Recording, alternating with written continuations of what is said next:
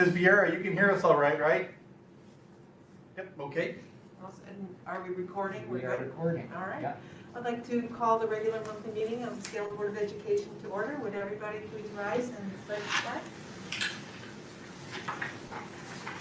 I pledge allegiance to the flag of the United States of America and to the republic for which it stands, one nation, under God, indivisible, with liberty and justice for all.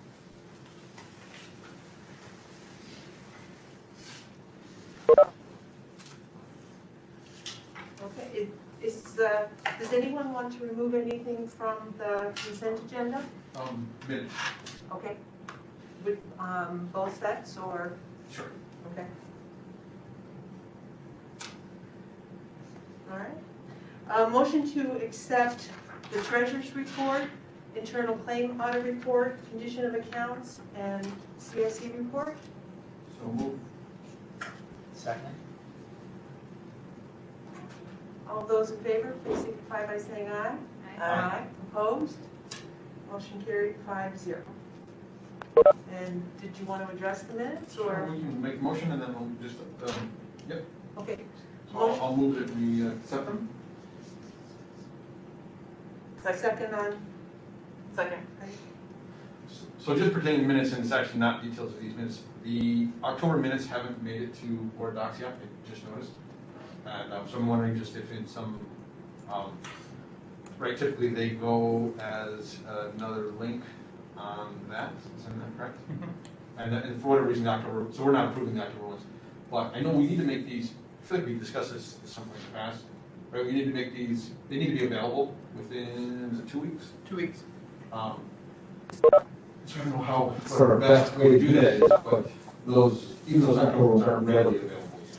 I mean, it's like it comes to the office and get one, but I would argue this is if we want to do that. No. We've got really transparent and kind of put stuff out there, so I don't know whether, I mean, you guys, but I wrote the draft list, they ended up appearing as part of the agenda. But like, these ones didn't appear until just the other day, so they didn't appear within 2 weeks, they appeared within a month.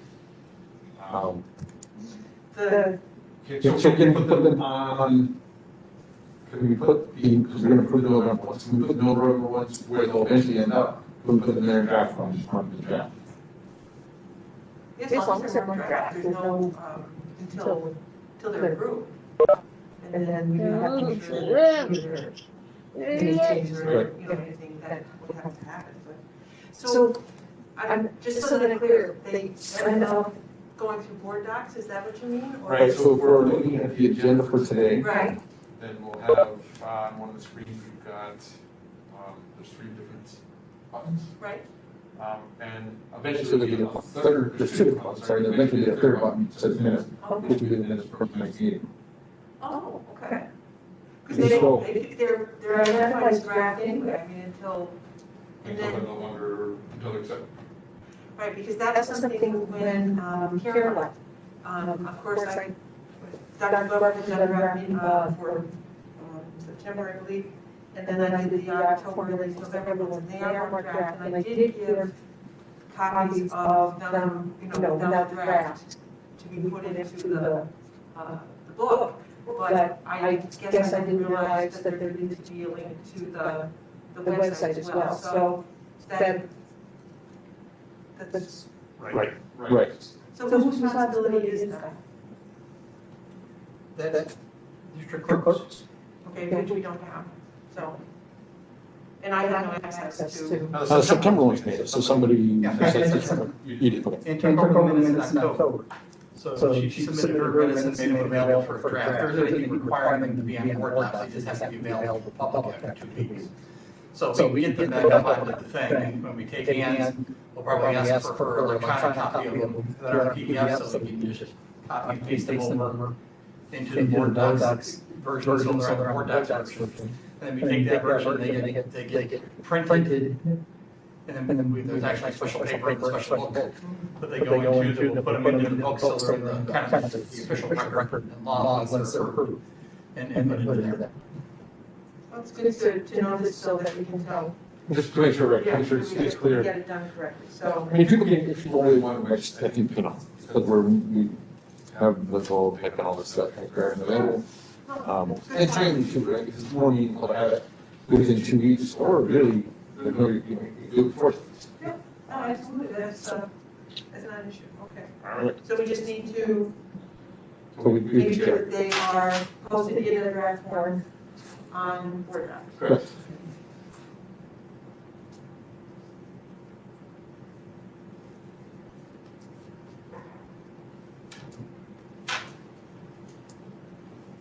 And we have the accessibility of the quick look. Yep. Okay.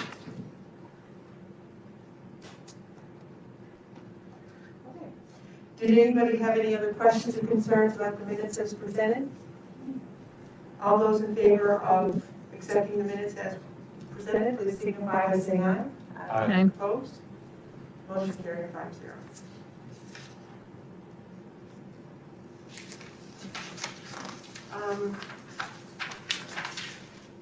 The second thing on our agenda is presentation, and I apologize, this is something I wanted to talk before I sat down to really plan through the meeting. But when I was talking to Dr. Glover, I thought one of the things that we did not do is we did not adopt the language for the restorative practices in code of conduct. And then I felt we needed to address that particular situation.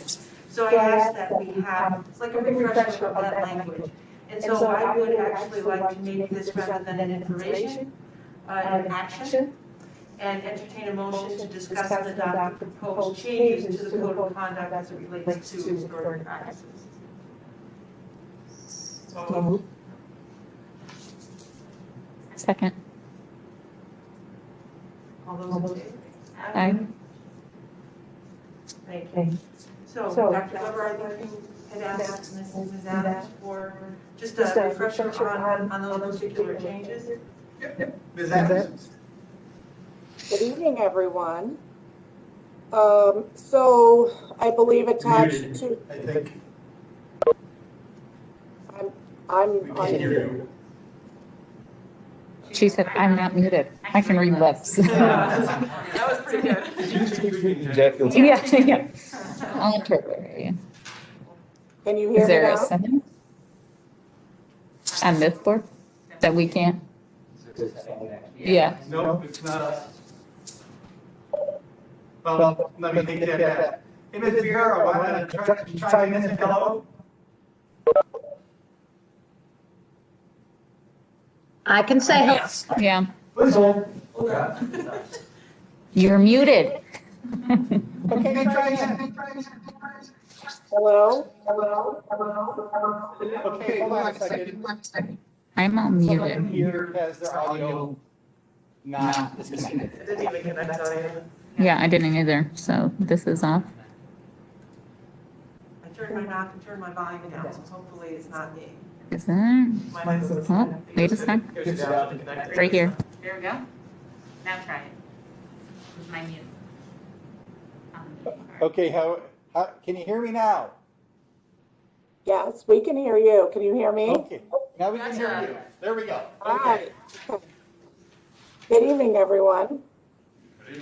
So I believe in the agenda docs is a copy of the code of conduct, and we're having a refresher on some language that we discussed a while back related to restorative practices, implementing those into our disciplinary procedures and process. So that language, if anybody was looking for that, is on page 13 and 14 are the proposed additions, and they are also highlighted. So I will just give a brief overview, and then I think if we want to have some questions related to that. So included on in the definition section is a definition of restorative practices. It defines the restorative practice as using strategies that build relationships within a school community and help to repair the harm done by student wrongdoing through a multi-level system. And all of those levels require or include face-to-face meetings where participants generally would form a circle and participate in a facilitated Do conversation. me a favor and tell Mom I'm ready to bring horses in. So also level 1, 2, and 3 community circles, restorative circles and restorative conferences are also defined in there. So those are the means by which those restorative practices occur. And so right now, I guess I would just remind any of the public and our families and students that this is a process that we're looking to transition to, and it's not currently fully in use right now. COVID interrupted really our transition plan. I think there's a call-in user that might not be muted.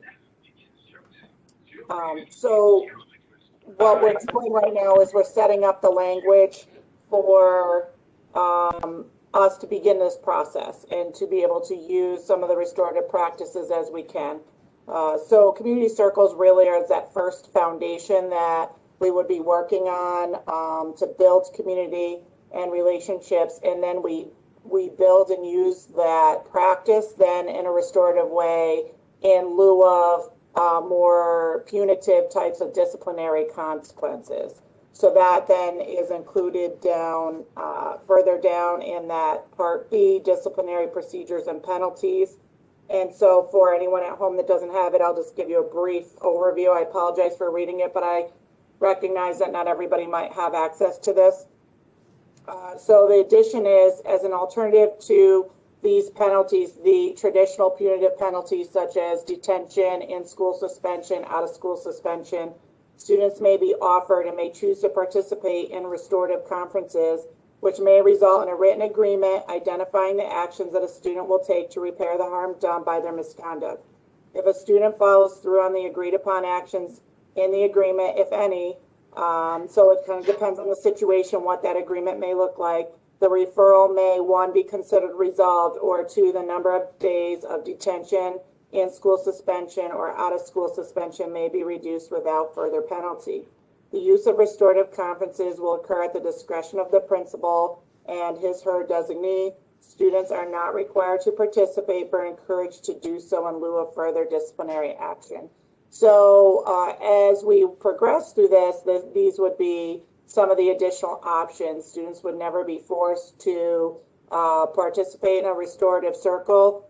Students still, there may be a combination of a restorative practice and what some people call more punitive or formal disciplinary consequence. And over time, the idea is to transition really to more fully restorative practice.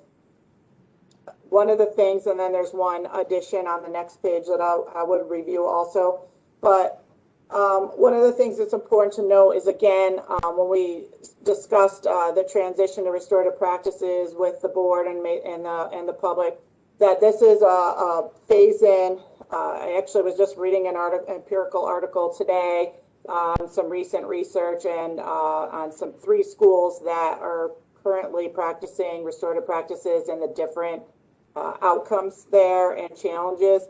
And it's really across the board recommended that this is a 3 to 5 year process. So I want everyone to understand that this is not something that, we're snapping our fingers, especially this year. It's really not possible to fully embrace this because of the importance of that community building circle process. And that really, the recommendation is to have a full year of just the faculty and staff really going through and becoming familiar and practicing community building themselves. So this is something that we've discussed as having this language here so that as we're transitioning, we have these options to use as they're applicable. And then on the last page, I'll just talk about structure day, and then I'll just talk about just some discussions I've had with students about this this year. So structured day on the next page, we added this in addition. So this summer, Mrs. Vieira and Mr. Chris Fraunhofer and Mrs. Northshield and myself, we all went to participated in a restorative workshop. So one of the recommendations was in there was to have an option of a structured day. So again, depending on kind of what the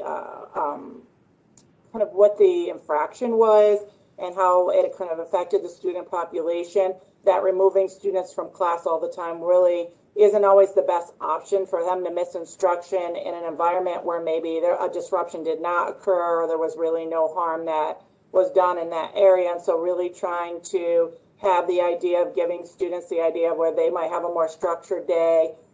It would look a little different at the elementary, and if there were questions, I'm sure Mrs. Vera could talk about what that might look like in elementary. But for example, at the secondary level, students might not pass classes with the other students. They may, instead of having a more structured study hall in a different environment and a more controlled or ALE environment where they maybe don't have so many privileges to go to the library and go to different places, and as well as like a lunch detention. And if students were able to follow that, be successful, so that gives opportunities then during some of those times in that structured study hall or lunch detention where we could have some of those restorative conversations. And if the student kind of followed through on their end of the structured day and some of the agreements that were made during that, some of those times where we could have those restorative conversations, then they may not have to serve their detention at the end of the day or an additional day of detention or in-school suspension. So it just gives more flexibility, again, to put some ownership back on the student and to really have more of those restorative conversations and to give more options so they're not missing class time. And then there was just another definition of restorative conference that was added in on the next page. So that's an overview. I know we did, this might be a repeat for some people and maybe new, so I can answer some questions. One of the things that, kind of revisiting this, we did speak about it in some student groups in the spring. Well, not the spring, maybe February-ish.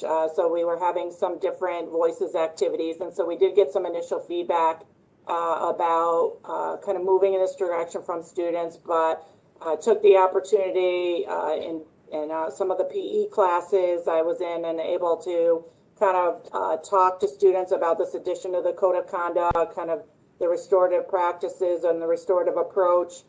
I spoke to about 54 students, grades 7 through 12, and just kind of, seeing what their thoughts were, whether there were any concerns. There really were no concerns. I think a lot of students, basically a lot of students expressed that they thought it was fair, something that they were willing to try and consider.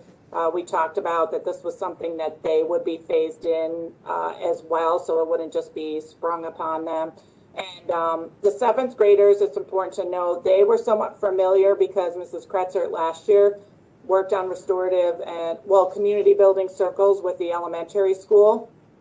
So they were somewhat familiar with the process, so they liked that process and, spoke positively about it.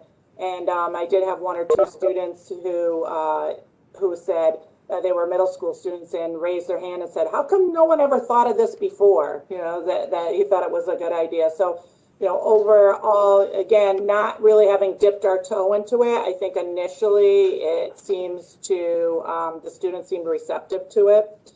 And again, this is such a difficult time with COVID. It's hard for us to all be together and to really put some of this in practice. And really kind of reach out to all of our students. A lot of them are at home, but I think this is something so far that seems worth moving forward. I have a question. Yes.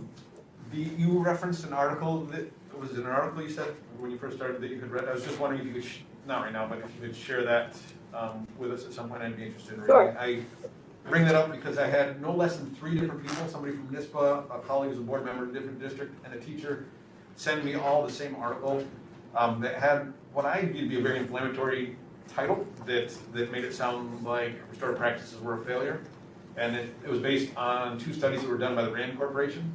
So I actually went into the literature and found those papers.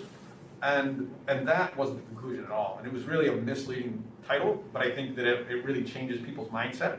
And what the studies found, one of them found that there was significant improvement in social emotional health, but there was no change in academic performance. I view that as a huge win. And yet that was twisted into it being a failure. One of the other study did not show academic improvement either. And but you know, the authors actually do a good job of acknowledging this is extremely difficult to study. It's hard to, what they found was that schools that were supposed to be doing restorative practices didn't always completely do them. And ones that weren't supposed to be doing them dipped their toes in and did a bit. And so, you know, it's a very hard type of study to control. And but so anyway, I can share that article, and then actually the original literature, which is much more positive in its conclusion than that article. But I think, you know, because there is going to be pushback, right? And I think that really just was adding to it. And again, 3 different people had forwarded that to me. So I found that interesting, and I can share that with everyone. Yes, I will send it to Dr. Glover and he can share it with you.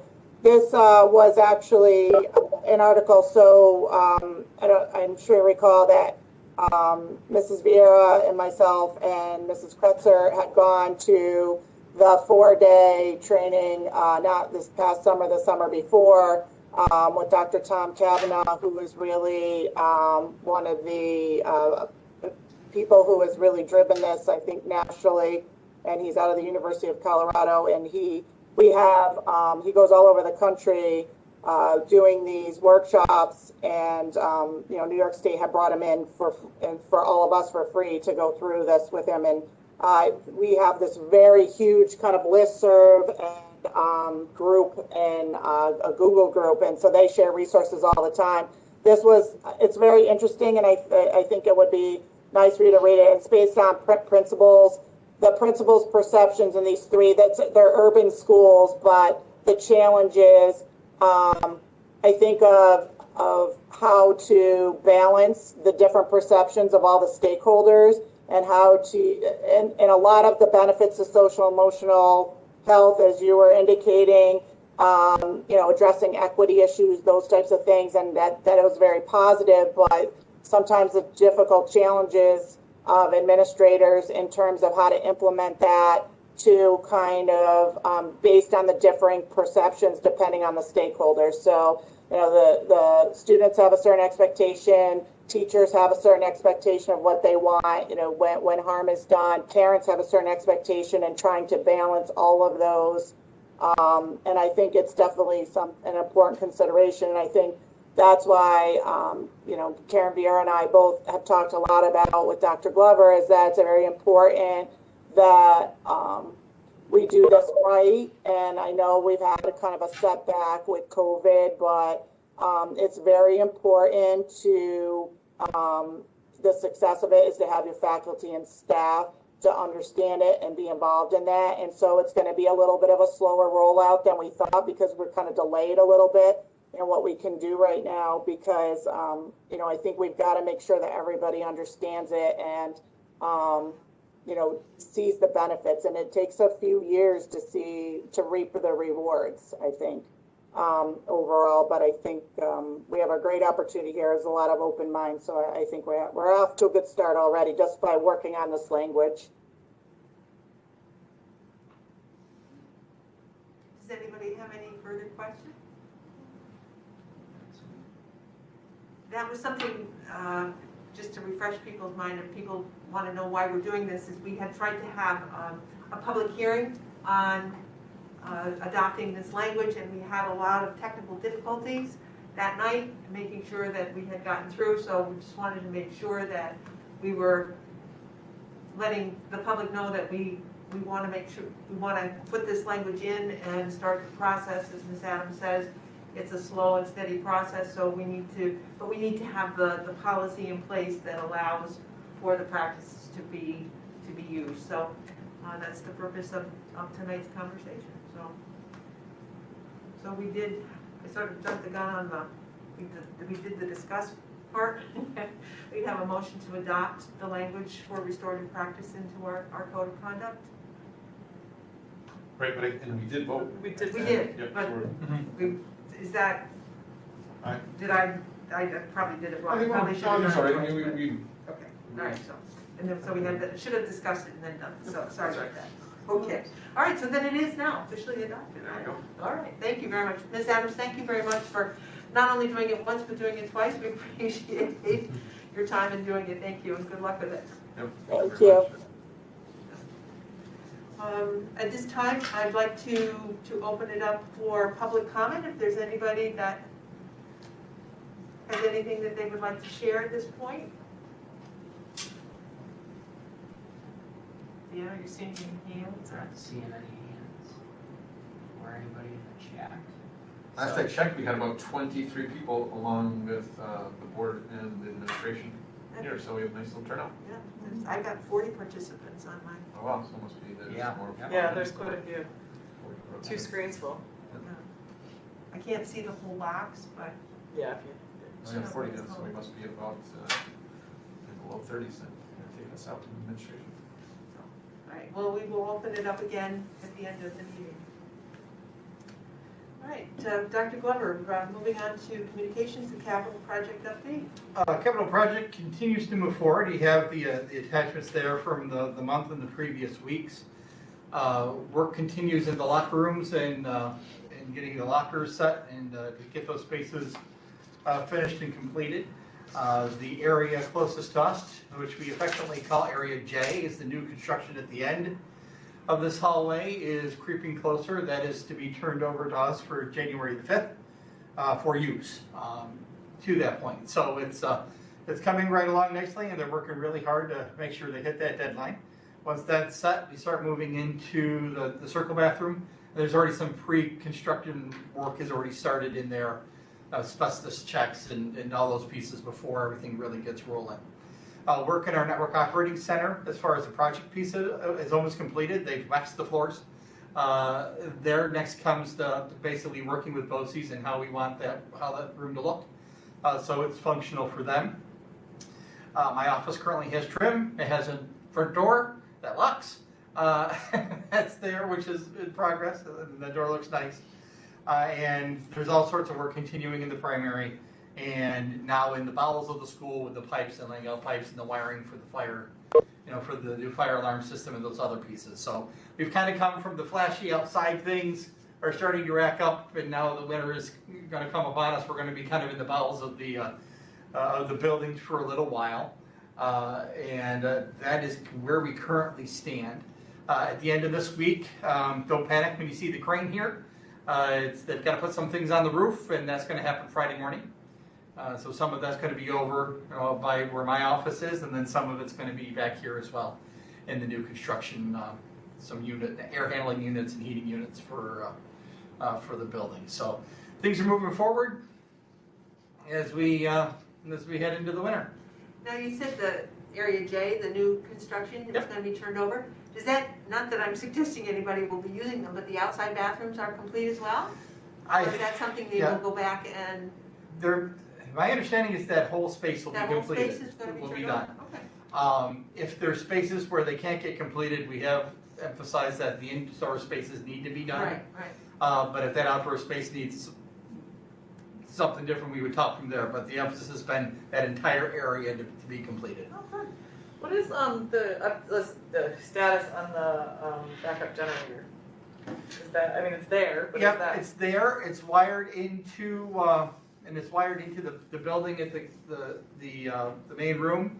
And as I understand it now, they've got to work into the different panels for things to go. So they're doing that section by section. To do that, they have to shut down power. Gotcha. So it's not up, like if we lost power now, we would be out of power. Right.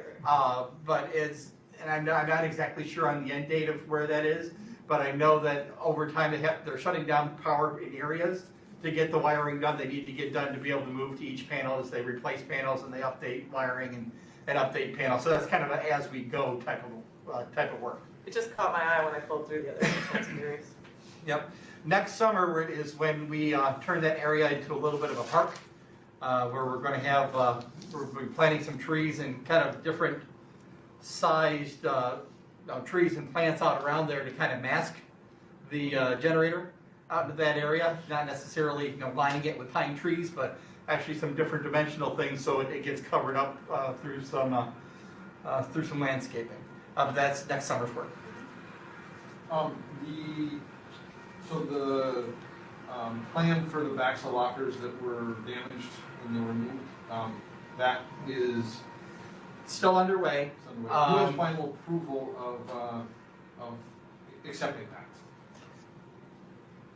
It's between, the first layer of approval comes from the contractor, and their responsibilities for their subcontractors, and then the initial approvals come out of our construction manager and our architects to make sure that it meets all the requirements that were set, and then the district has to sign off on it. Just, because I think, so there's a plan being put, understanding, a plan being put together. Yeah. Right, a modified plan, Mm-hmm. but actually, one thing's to approve the plan, other thing's actually approve the outcome, so we just want to make sure that we're. Right. Right, and that was damaged, so we just want to make sure that we're Yeah, we're all and I okay. haven't seen the mock-up yet. Yep, well, I just want to make sure that we're happy with the outcome. Sure. Before it's approved. Any further questions for Dr. Flood? The primary building, Yep. I like the outline of the dates that they're doing stuff, but we seem to be on track for that. It just, Mhm. okay. Yep, we appear to be on track for that for now. And that, I think it's May 1st is that date where we're expecting to have that building back. The idea being we get it back in May, we're going to try to get that all ready for the next school year, and then move things back into classrooms, so as June hits, we can start moving teachers back at the end of the school year. Be good to have it back. Yes. Any other questions? No, I find this, so that second document in the primary there, I find that useful, it's a nice visual for those, right, these timelines. Yes. Um, Oh, yes. But there's still a lot of stuff to the right of, the right of today, right, so there's still a lot to do there. That's what I was just wondering, because, I mean, like, the date. But I'm assuming the checks means they're completed, right? So that's why I was just wondering if we're still all on Right, track. right. So the check, I would, Right, that means it's I done. assume the checks mean they're. Yeah, And this is, I think, it's my understanding. almost a month old now, so they've probably made a lot more progress. Yeah, I haven't seen an update to that yet. I'm not sure when they're scheduled to have an update to that, but that calendar was actually created by all the primes involved in the work in that building. So it's right. I wonder if for January, it'd be possible to have, instead of having them on January, middle of January, having one from the middle of December, actually having one that was, I don't know how long it takes them to put together, but having one that was not a month old, but was a little more current, would just be interesting to see.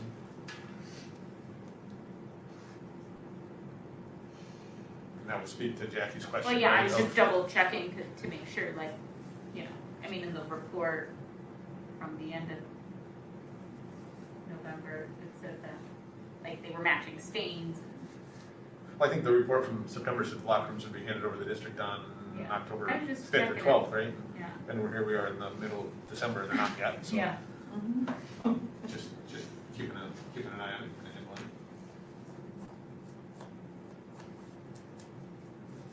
Any more questions or concerns? Thank you, Dr. Flood. And moving on to old business, if there's no objection, I'd like to combine items A, B, and C, which are sports mergers, field hockey, football, and golf into one motion. Dan, I No, think it's that. good. Yeah, I think we're good. Any discussion on mergers? All those in favor, please signify by saying aye. Aye. Opposed? Motion carried, passes. Item D is still pending, so there's no action on that, so that will still carry over. And letter E is winter sports, and Dr. Glover had attached an off-season conditioning guidelines. Are you going to speak to that, or is? Nope, actually, I'll give that back to Ms. Adams. It was her work with Mr. Zarzecki and others in the athletics area on the on this conditioning guidelines. Hello again. So I believe Mr. Zarzicki is on as well. Hi there. Hello.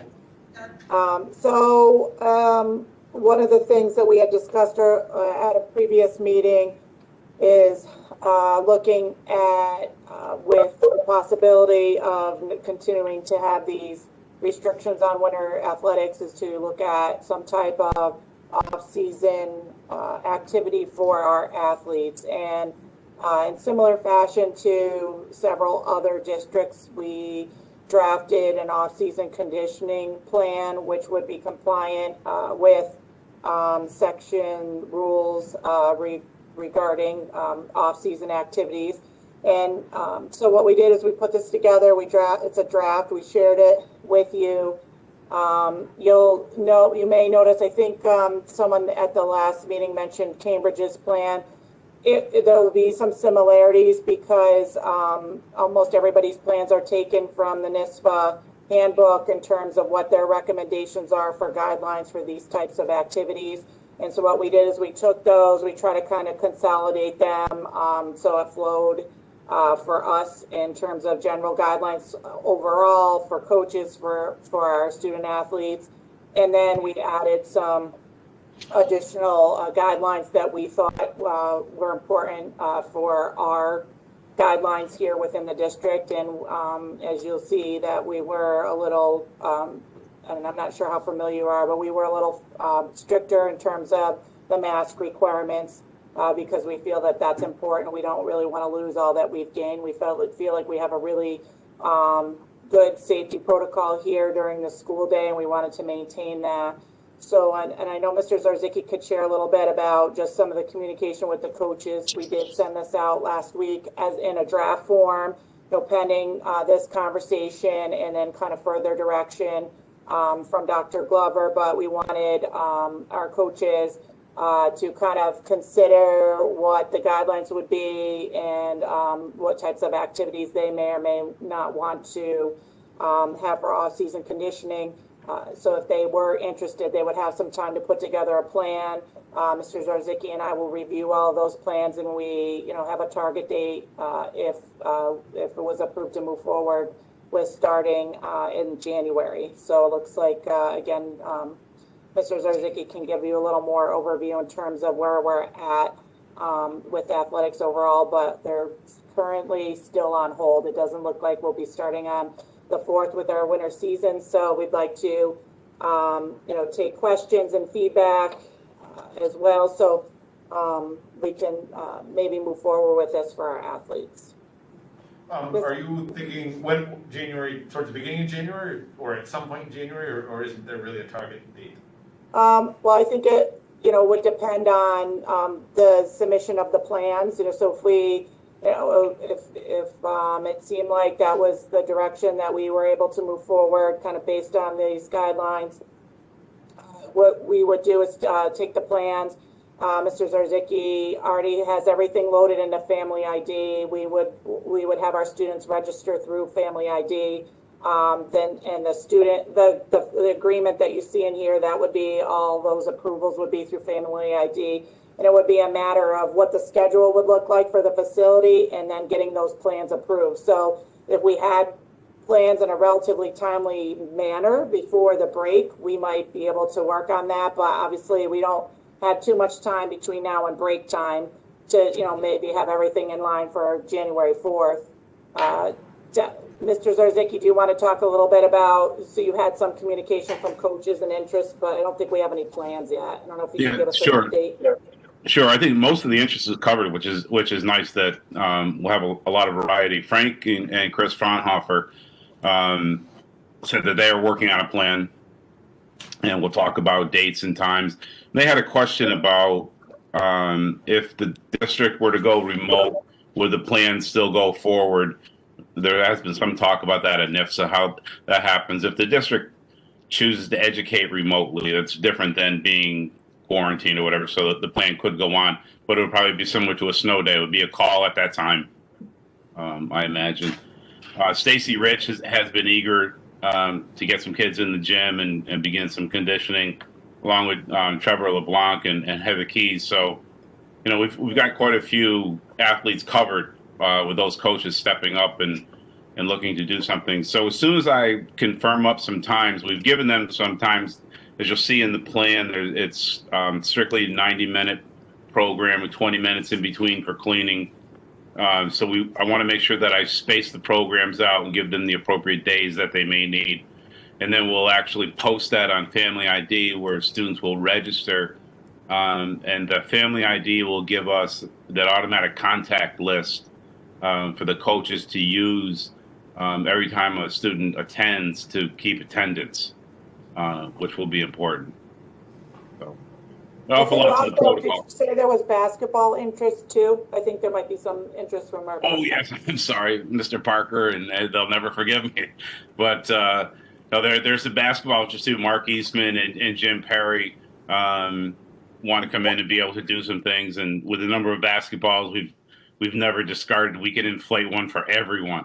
We can probably find some of Matt Parker's summer camp basketballs. So, so yeah, there's definitely interest in basketball too. I'm sorry. Don't let them know I left them out. Will we put a limit? I didn't see that anywhere on the number of students per group. The number of students per group, the gym, we discussed it, and we think we can ethically fit 22 students in the entire gym. And then my other thought was for rest periods, I would pull out the first seat of the bleachers all the way around and maybe use the general stickers, perhaps 8 feet apart for the student to rest their bag, their water bottle, their rest spot. And I think, and we also talked about that it kind of will be dependent on the plan in terms of what some of the planned activities might look like. So, for example, it may realistically only be 12 students.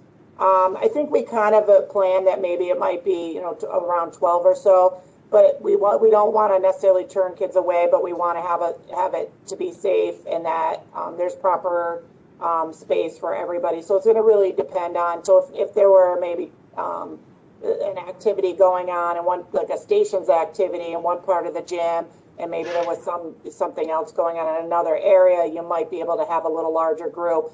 But realistically, some coaches may only want to have 8 or 10 students. So I think it's going to depend on the size of what the plan looks like for what their activities are, and then we'll be able to kind of look at group size a little better.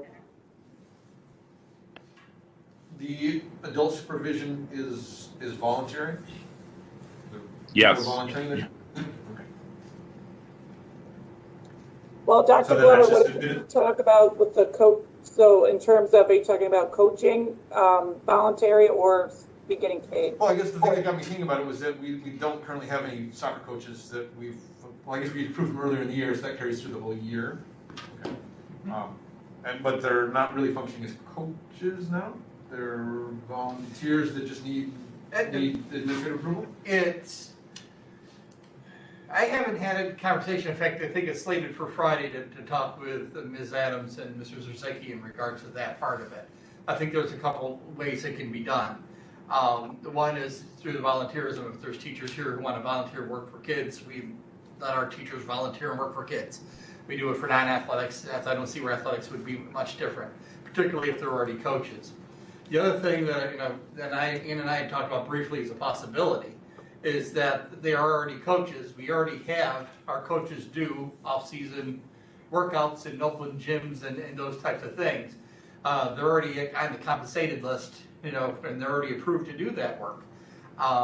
So rather than looking at creating an intramurals type of program and another stipend to there, we could work with whatever those coaching pieces are, particularly if you're talking like the Fraunhofers who are going to have wrestling because it's not going to open. Unless something, or basketball coaches are there. Right. So it still allows them to work with their coaching stipends, but towards open gym, it's towards these other activity types of things, rather than the basketball season proper. They're still working on their teams. They're still working with kids on basketball or whatever their plan is, but it still allows that compensation piece to go on. We just haven't hammered out those conversations yet, which I think is a little later this week. I just wanted to make sure there was nothing that we needed to do that was gonna delay it further. No, I think we already have mechanisms in place to address those. Okay. And I just wanted to add that in terms of, like when Don answered voluntary, what basically we put out to the coaches is this isn't required. So if they're not Right. comfortable or they're just My not in their plan, response. that it's not required. It's not That was- required that they do this because they're a coach. You don't have to do that. It's not, are you interested and would you want to put something together within these guidelines? So, if the coach Exactly, that was the context of my response. Right.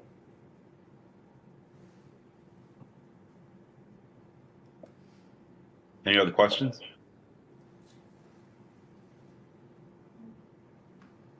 No, thank you for, both for working on this. Together.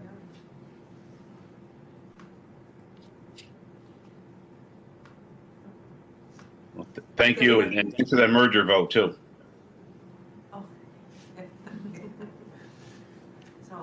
So Dr. Glover, there is nothing that is required from action from the board in order to, I definitely feel that we support this effort and want the kids to be all around active, academically and physically, with their groups. So, anything. Not at least not at this time. We may get into conversations and, maybe the conversation comes up, no, this is really something different and there should be compensation for it. And then that turns into a lot of conversation. But I do think that between the stipends we already have in place or the volunteers and choices of our staff and coaching staff, that we already have the mechanisms into place to address it without further need.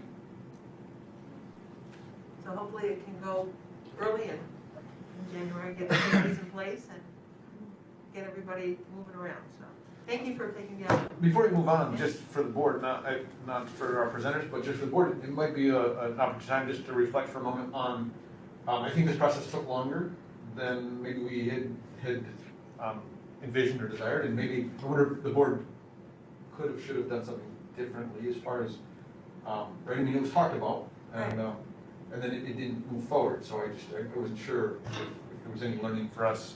I feel like we dropped the ball in the fall, way back Agreed. before all of this. Agreed. That we could have done outside stuff very safely compared to, now being in a gymnasium. Agreed, and I think we were on It was that hard. page, but I think we, so if we were back in August or September, as a board, what would be our mechanisms to how the process? I think at that point, we were worried about getting students back in school. I don't think that we thought about. Well, it came up, because we talked about fall sports. Yeah, I don't think it came up as like an intramural kind of thing. It was fall sports we talked about.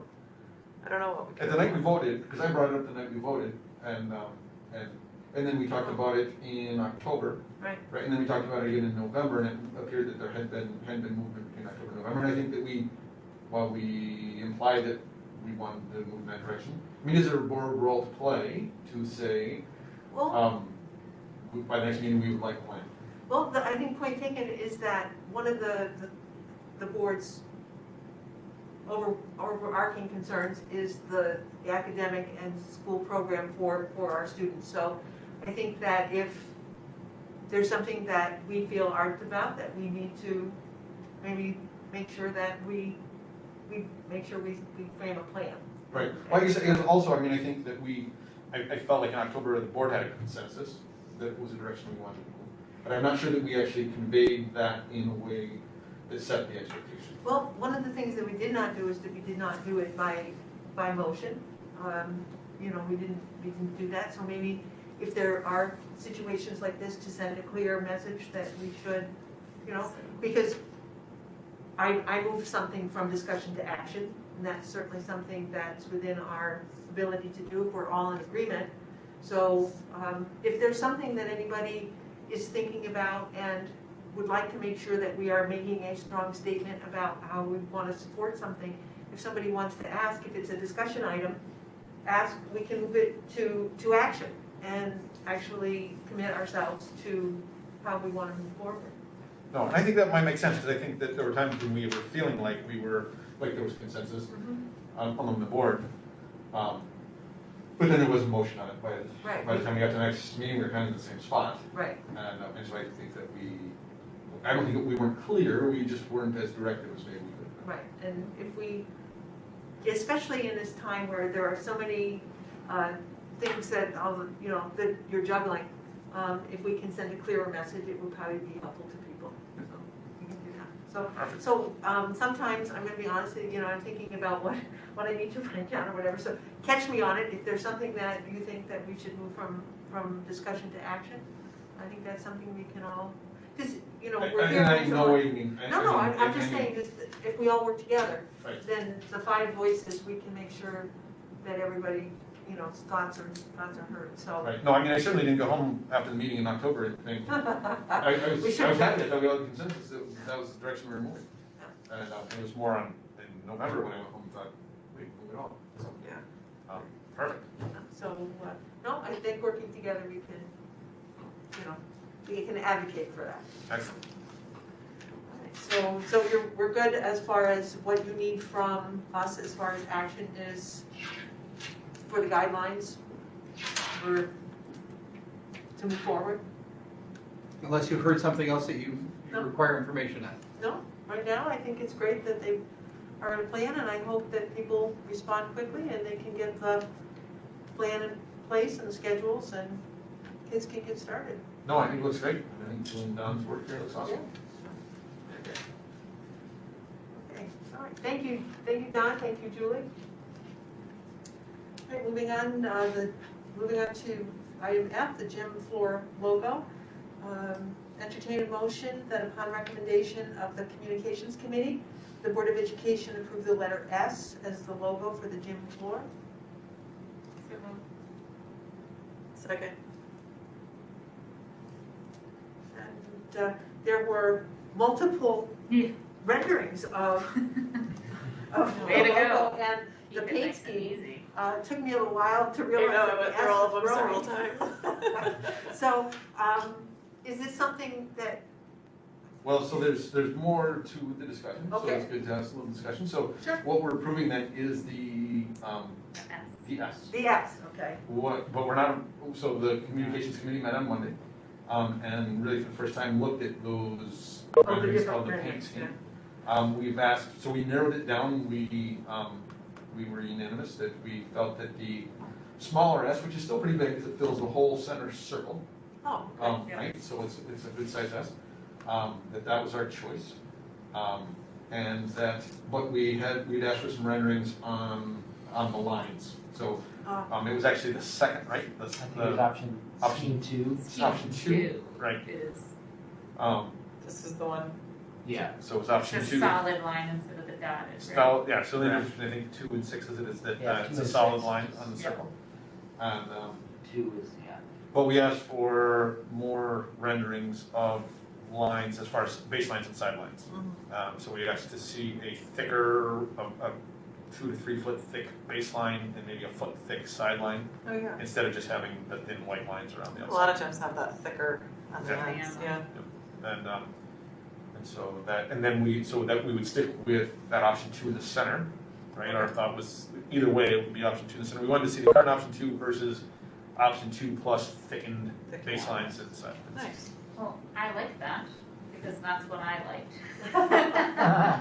Out of all the schemes, I preferred that S in the middle with the solid. And we didn't even know that. So. I debated between this one and the small yellow S. I don't know, I went back and forth. We had a little bit of concern with lots of yellow in the S, just because the floor over time kind of goes. It fades, yeah, to yeah. more of a yellow, so. No, I think this looks good the way it's outlined. Mine was 2 and 6, so I have this.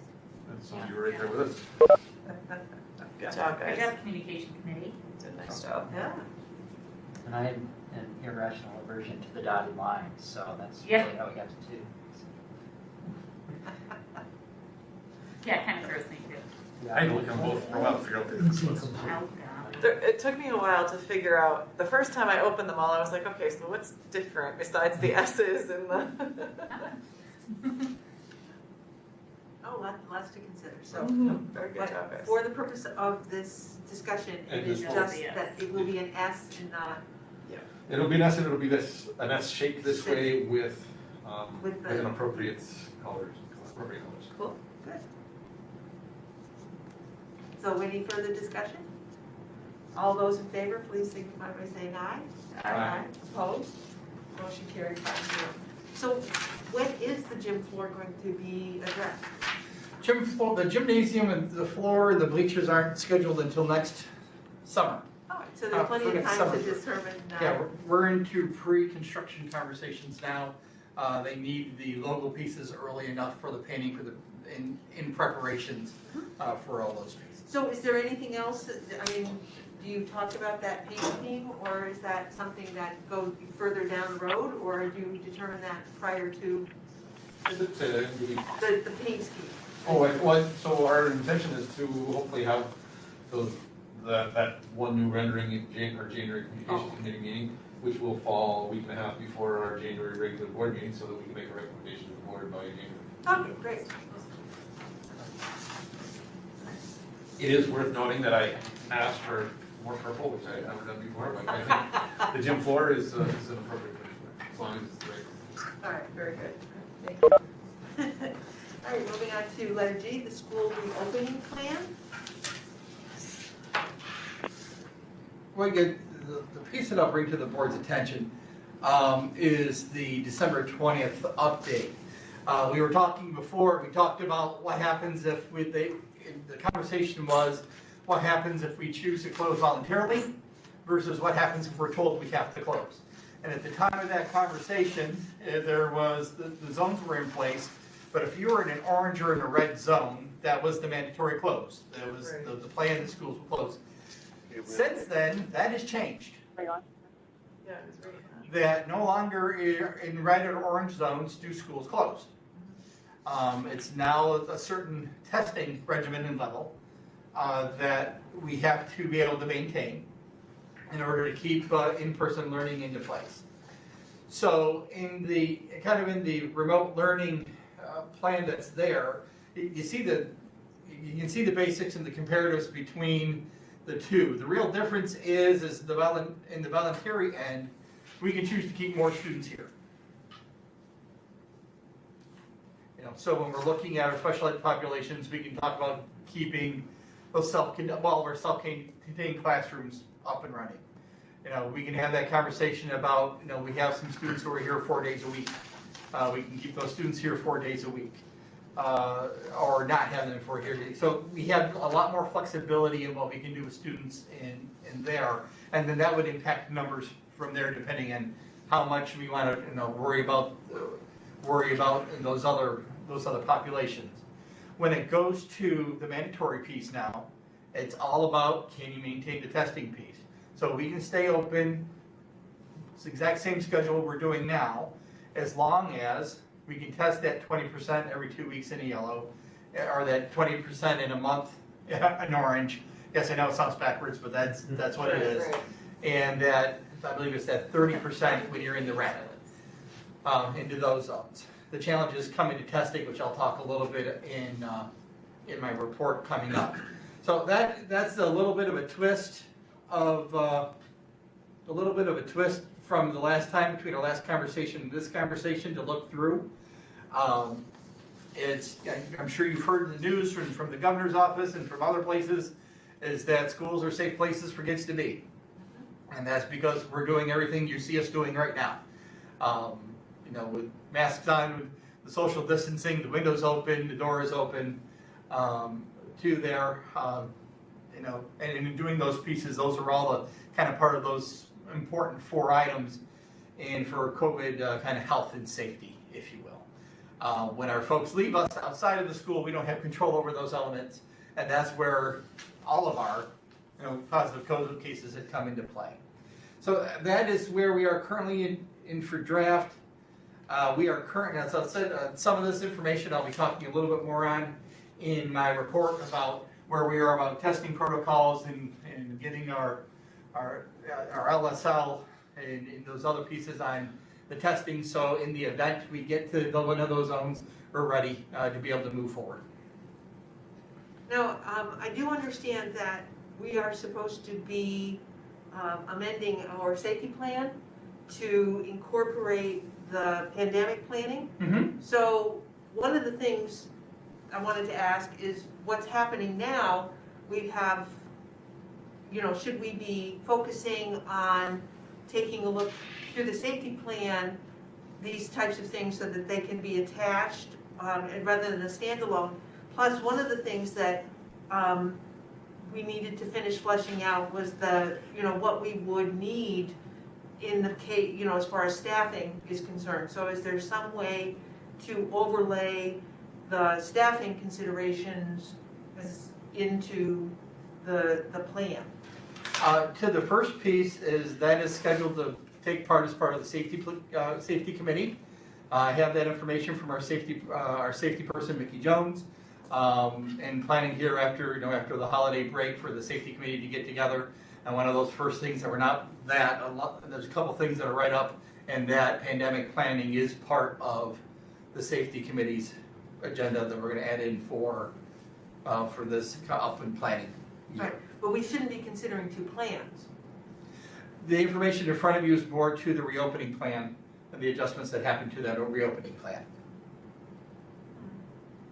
But those are things that we need to be considering. We need positions considered essential, protocols to follow for non-essential works to work remotely, how they're going to stagger, so there's many of those things that Right. Can we consolidate into one plan? I think you'll end up with the same basic information that you will find in two plans.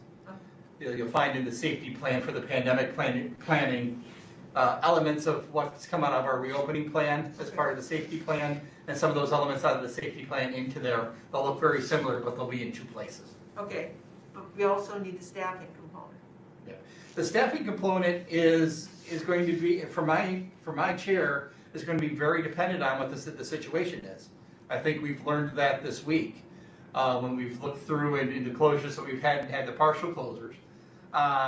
We had hoped and planned on starting this week, being able to have the full elementary in, and then, just before the day before we were ready to have everyone back, we had to call and make a phone call and say that this isn't going to be able to happen because of what happened with staffing. And it also depends on, those pieces in here of what level of students do we want to be able to have back? Do we maintain, those self-contained classrooms into those pieces? Do we maintain the 4-day students, which right now are pre-K, kindergarten, and do we have them through K1 through 12, based on their needs, based on criteria between the principals and CSE and from teacher input with families on what those pieces go. And that's going to be dependent on the situation at the time for where the needs of the teachers and those kids are. We can set a baseline, this is what we expect to happen, but anticipate that number isn't going to be an exact as to where it's set, depending on what the needs are at the time given the situation.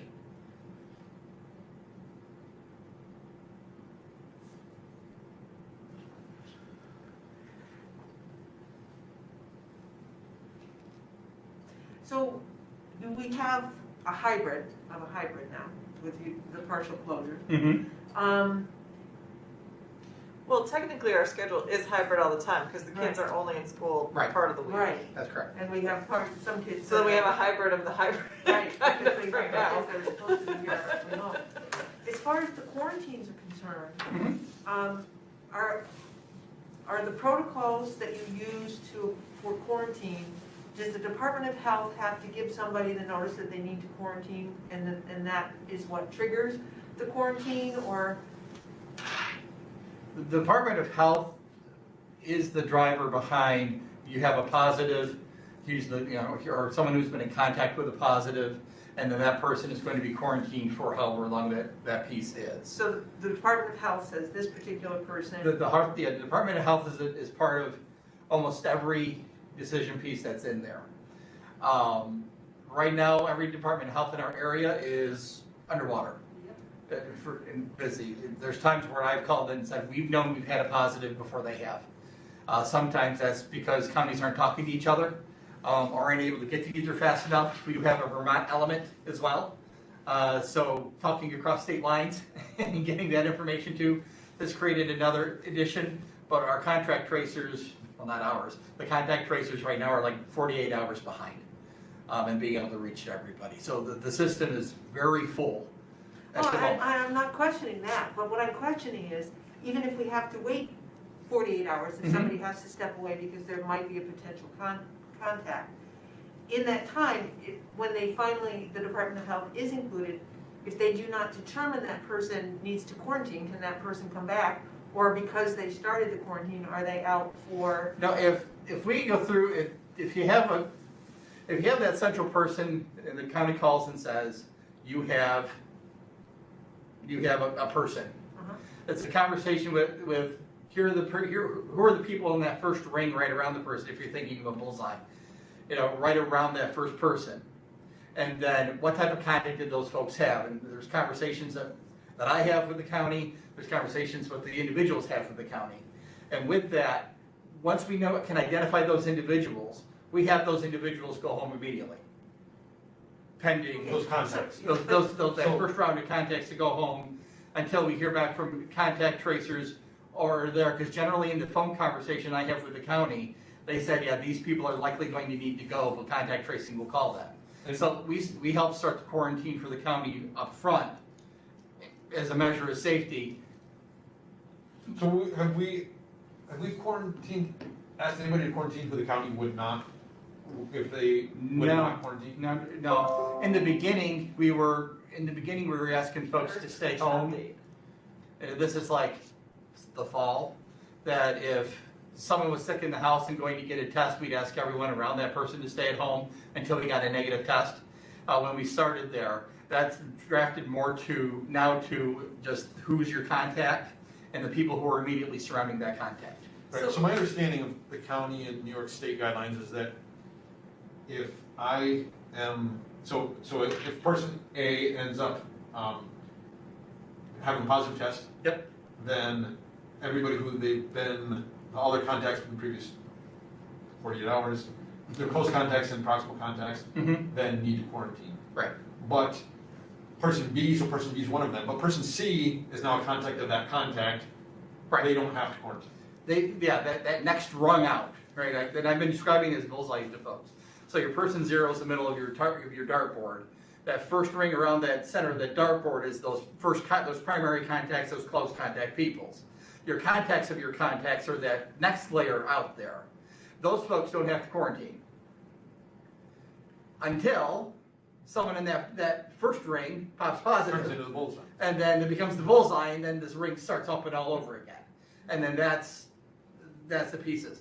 Now, we do have some families who choose to keep their kids home when that happens, or some folks, or some say, okay, I'm in a contact of a contact, but I'm going to stay home because they're choosing to, or that my child or my student was a contact of a contact, so they're choosing to do that.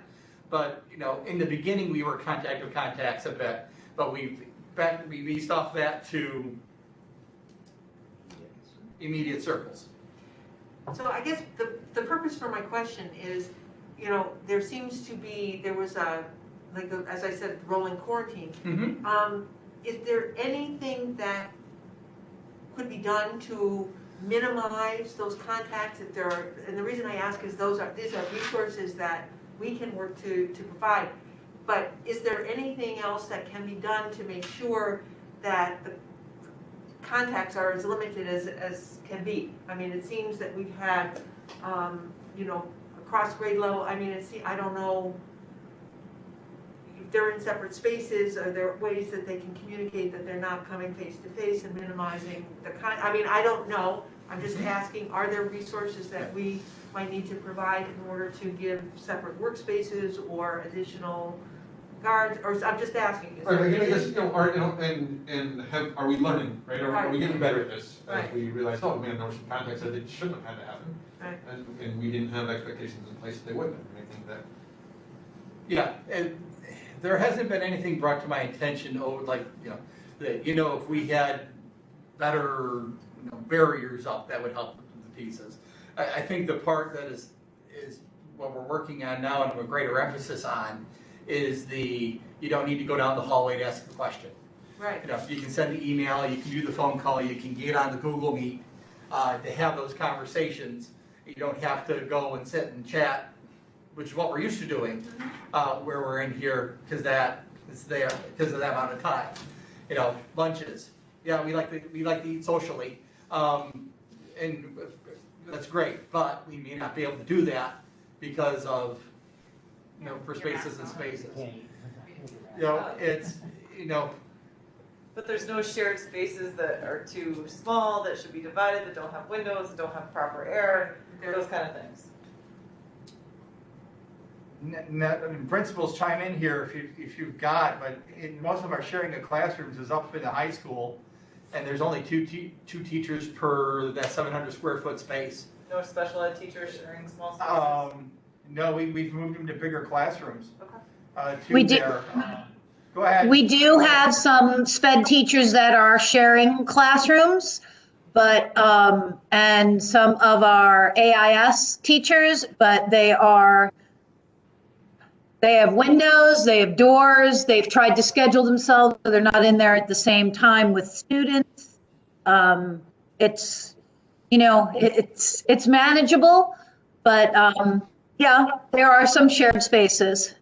Well, I think it's important to distinguish here between. You can share a space, you just have to have space between you. So I think Right, it's that's important. what I was Yes. trying to, Yeah. yes. Yes, absolutely.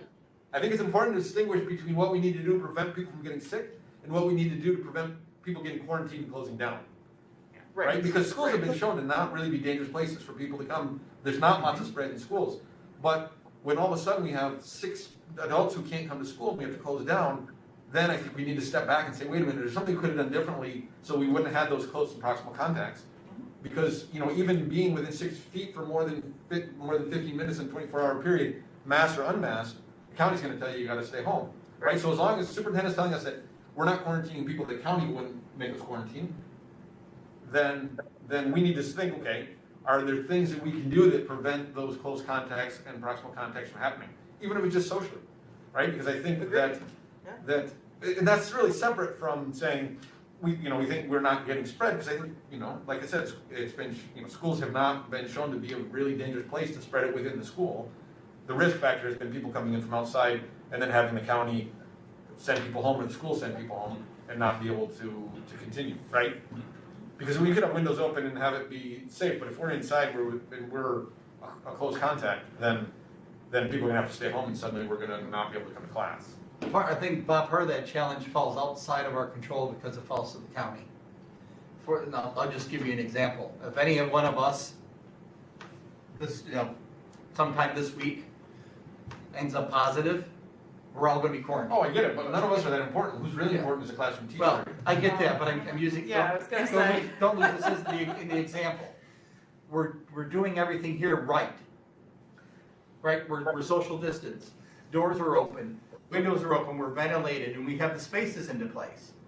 The county is still gonna pick up the phone and say. Exactly my point. Exactly my point is that one thing is about disease spread, the other thing is about county telling you to go home. Are there things that we have not done to decrease the county telling us, decreasing those number of close and proximal contacts, right? So, for example, if we have a substitute come in and they end up around students and then suddenly we have to start sending students or adults home, you know, we want to make sure that those contacts that the juice is worth the squeeze. We got enough out of those contacts that it's worth the risk of having adults then later get sent home or students get sent home, right? And so Our subs come in and follow the same screening protocols that any guest into the is, and as long as they're honest with us up front, and we know that information, that's the best that we can do with it.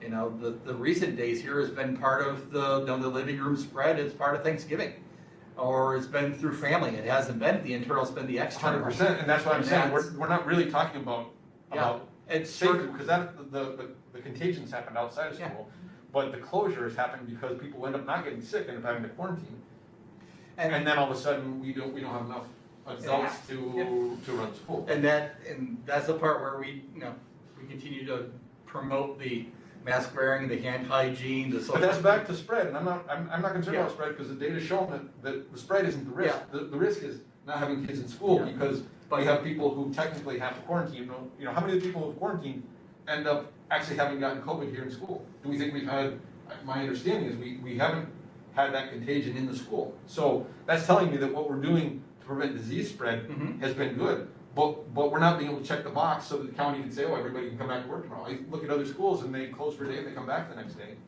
And, you know, our students have been here for less than a third of the days, right? And we have neighboring schools who've had their students there over 98% of the days in September. That tells me we must be doing something different that is not allowing our students to be here as much.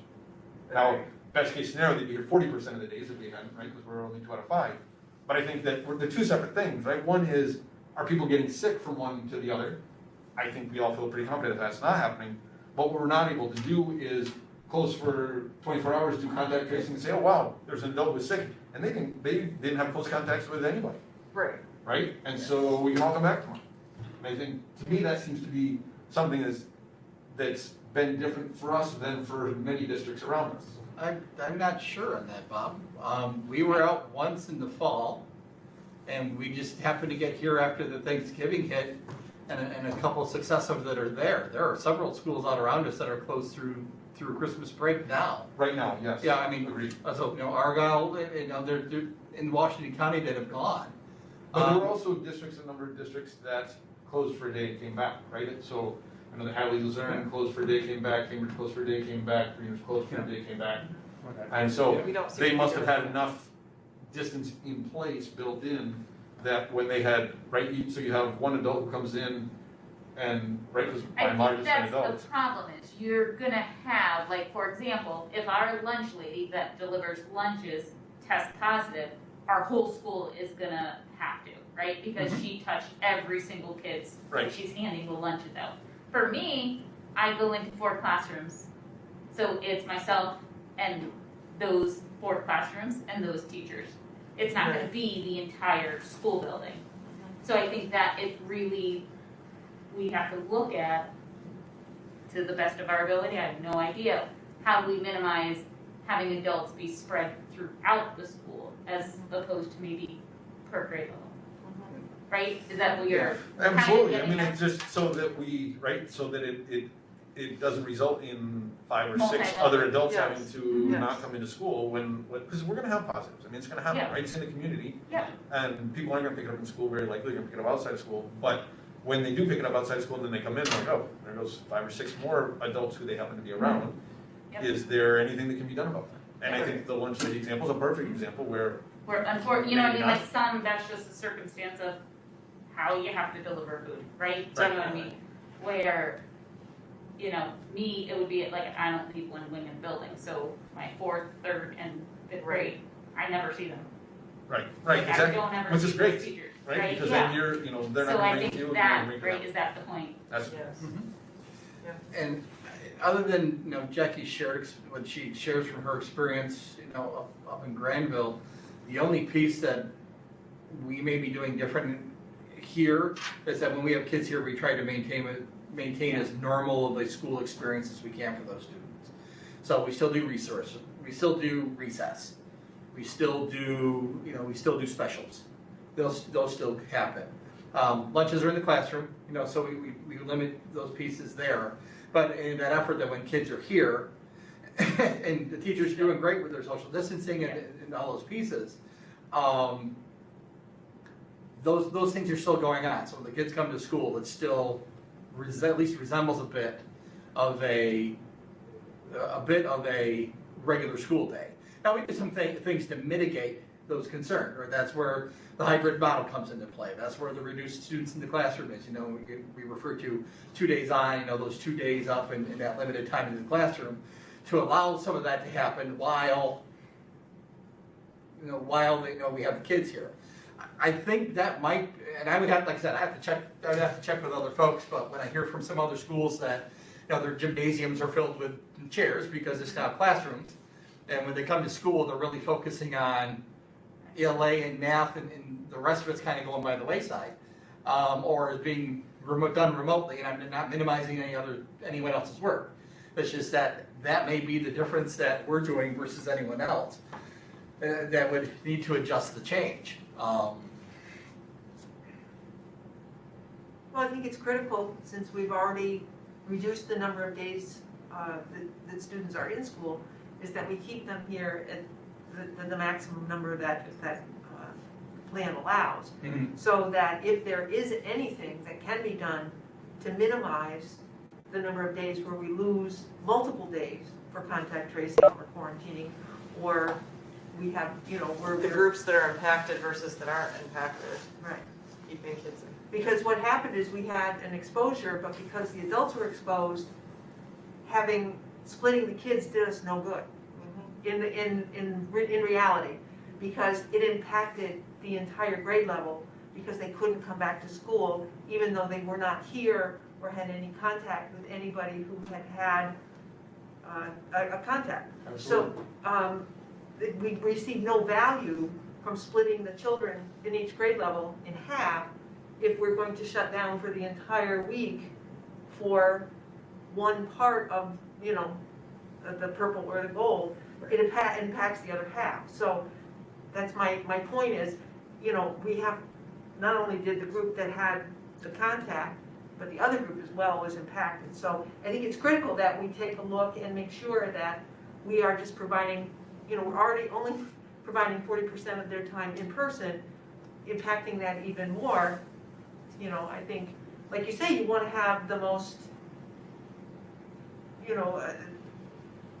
the experience that when they're here, the most,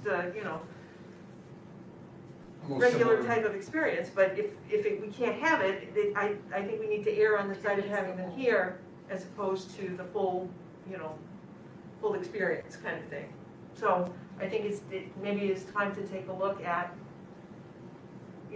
and you may find that there isn't anything that you can do differently, but I do think that we need to make sure that we're dotting our I's and crossing our T's and making sure that everything that can be done to have kids here in school in person.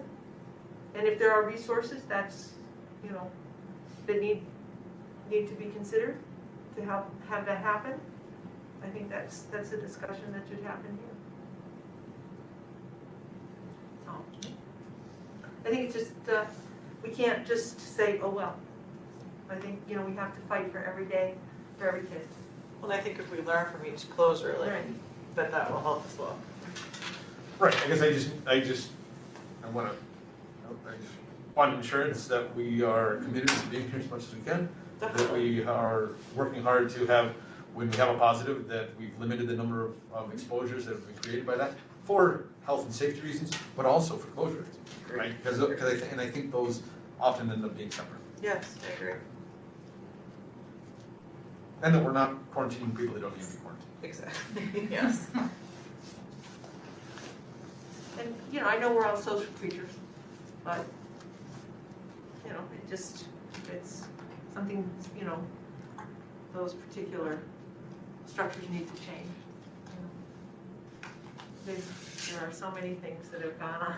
And I'm being told that that social aspect is more important and we're gonna ignore that. But I'd rather be told that than have that happen and not be told. Say that again? I didn't quite hear you. I Sorry. was just saying that I'm open to being told by administration that social piece is so important that it's worth the risk.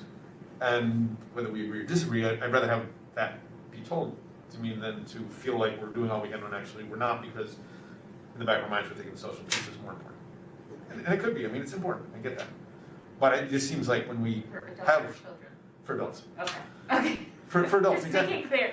Yeah, no, because I think the children are in that classroom, they're a pod, right? So you have that pod, and you're trying to isolate, this, in my mind, you're trying to isolate as many pods as you can so that if there's positive, you're not, it only impacts that pod, and it doesn't end up impacting the whole elementary school for 2 weeks. Yes. So, it's not ideal, it's not perfect world, but the best we can do. So. Any other comments or concerns for Dr. Weber on that? All right. District goals. One of the things that I had said to Dr. Glover in looking at the district goals, we just need to be regularly updated. So he did provide for us some updates to the goals. Yeah, and that's attached to your agenda. If you look at basically the things in the hollow dots are where we've done or where we've been so far. So you're like, where'd all these extra dots come from? The hollow dots are the stuff we've worked on and put in place. I think you can see that really where the bigger place, the goals we've been able to focus on more really surround that support, and the first goal for academic success, and then the culture and climate. A lot of it with professional development, particularly in a COVID setting, with remote learning and hybrid learning and working into those pieces, along with our normal mandatory training in there. EAP services do remain available for faculty and staff here at the school for that support outside of anything that may be pedagogical or what they need in their classroom. Standards work continues as we continue to get standards work come in. You can see there we get the updates from the state, and then at the high school level, it tends to be more of my department because it tends to be more my discipline. At the elementary level, that's what are we doing with the standards and the work that we've done and making them incorporated, and then how do those work in a remote learning type of a situation. We have started up with the iReady. Did we get any testing done, or are we still working, Ms. Vieira? Nope, I would like to wait her. I caught her with a mouthful. So the last 2 days, we have done 5th and 6th grade, and we even managed to do a couple of our kindergartners. So we're underway. Okay. We're working on it. And that's, in the junior high, we had 7th grade math is complete, and we're going to be working on ELA in January when we return. So that's it. The iReady pieces have been, the COVID impacts the timing and when those tests can happen. But that new diagnostic, what the faculty felt was important and gave them better information than what we were using through there. So it would be great to see once we get the testing in and what information it provides with us. And in the climate and culture, before you sorry. move on to that one, you acquisition of Naviance? Yeah, Naviance. Ms. Adams, you want to talk about Naviance a little bit?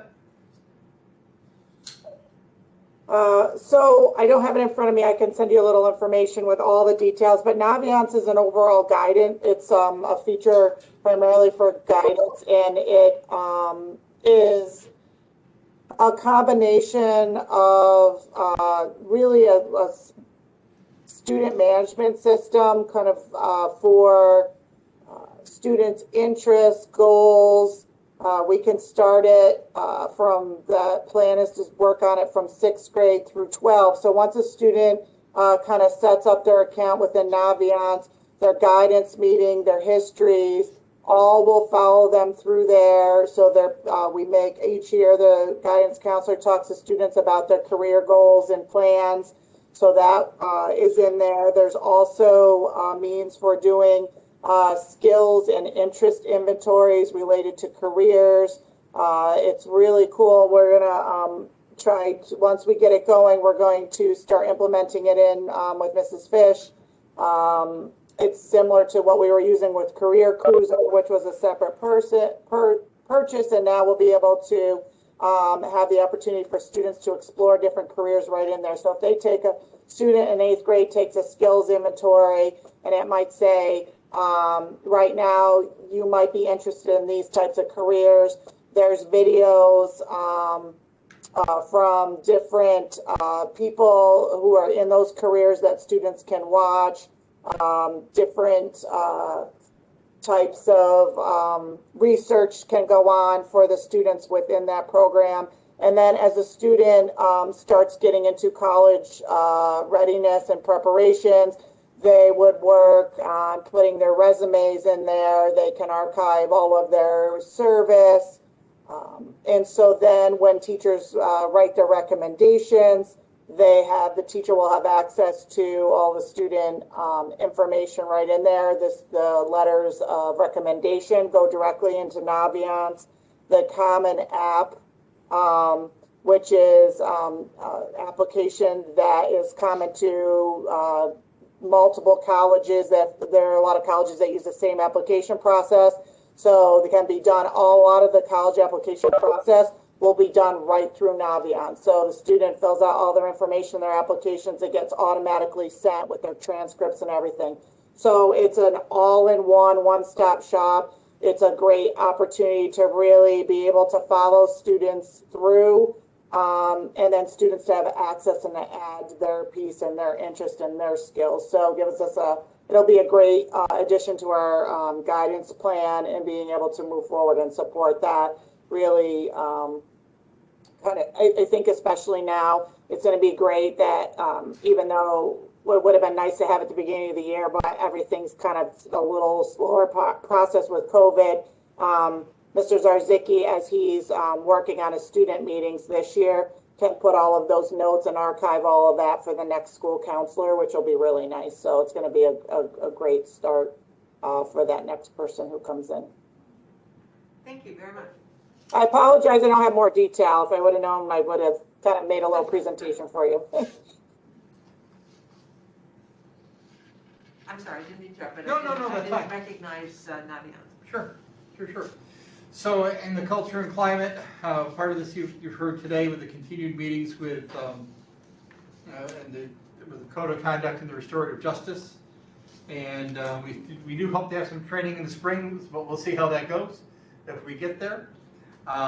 Again, depending on our friend COVID. And you can see where COVID has impacted really into the pieces that are here.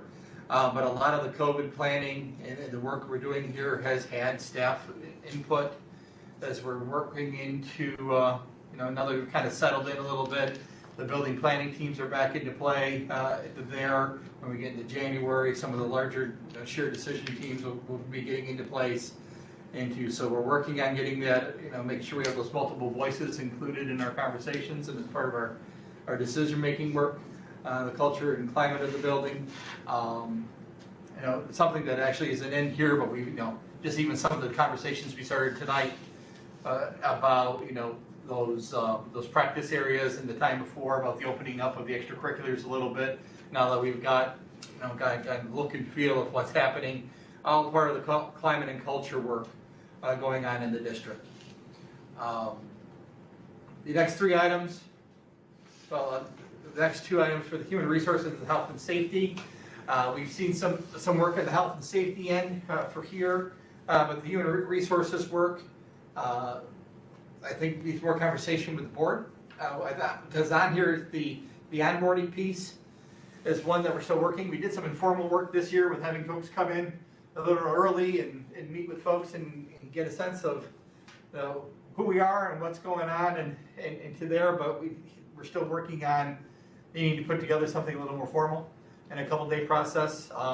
Union folks are part of that, and we've had that conversation before up to there, but it's it's on the agenda to there. So it's informal work, hopefully the summer, and hopefully we can start to formalize that up here as we approach next school year. The exit interview policy, the committee is working on. Professional development, we've chatted on, and the policy committee right now working on the volunteer coaches pieces. That was the latest area of focus in the vetting and the hiring process of folks there. Health and safety, Liz Cole had presented to the board regarding the bringing the mental health services for the community into the school as us being a satellite district. Actually got an email from her today. They're working on her application now. She's off the road and not living in hotels. So our work is moving forward there. But here too, other than kind of the daily work with COVID and safety, that kind of impedes any real big leaps and bounds there. Just lastly, in the communication, the website is up, working on the customized application now, and the social media work continues. So we're able to say we're making some progress in things. It's probably not the speed of which we want to move in, but it's progress and it's moving forward. And we'll continue to move along and kind of work with those challenges we have in moving that way. I think it's important that we have a sense of how those things are moving forward, especially as we start to get ready to look at budget implications for next year and see where we're at with things. So thank you, Dr. Any other questions for Dr. Glover on that update? All right, moving on to business affairs. We have Do we have a motion to review and approve the corrective action plan for the 2019-2020 fiscal external audits? Second. And have people had a chance to look over the corrective action plan? I know Mr. Hales is, well, he was here. Does he have anything that he would like to add to? Mr. Hale, do you have anything to add? Is he still there? Yeah. He's actually away from his chair. Oh, okay. So, Or Heidi. which is interesting because now we have the fund balance one next, so we better find it. They seem pretty straightforward. Yeah. And something that, we need to move forward with the audit and get all these pieces in because this is a critical piece for our funding as well, so we need to get this action. So this is the reason for the state aid holdup? Yes. That this whole audit and the. For the October, November, or just for the December holdup? Well, it's actually the December, because the other, whatever the issue was for October and November, it was not the audit. The audit needed to be filed by October 15th, but there was a grace period, which we missed. So this does impact our December. So by getting this in, hopefully we're on track to get the December payment in January. So the October, November was because? I'm not sure exactly what was missing of the forms, but there was. So is this corrective action the last piece of the audit that needs to be completed to send in? We need to have this adopted and it all has to be filed. Okay. My understanding is this will complete the process, correct? Yes, that's my understanding as well.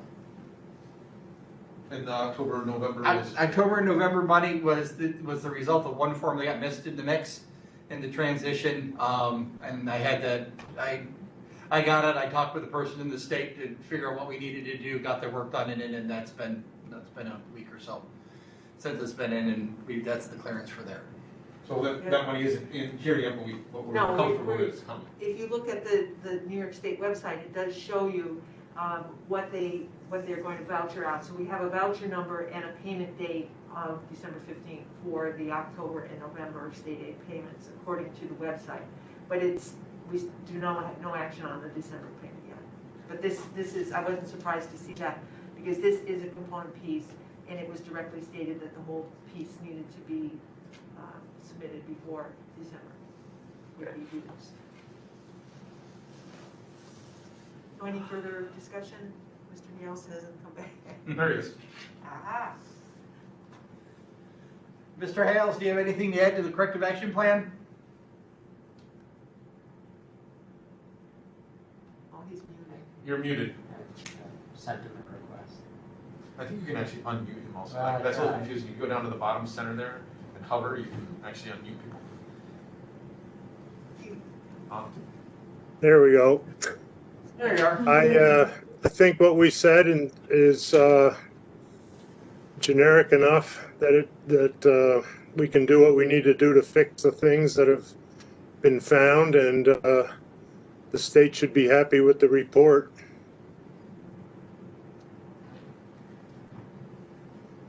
Any other questions for Mr. Hales before we vote?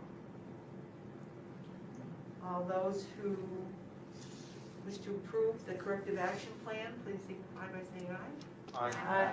Opposed? Motion carries 5-0. All right, thank you. And the next item on the agenda is the fund balance.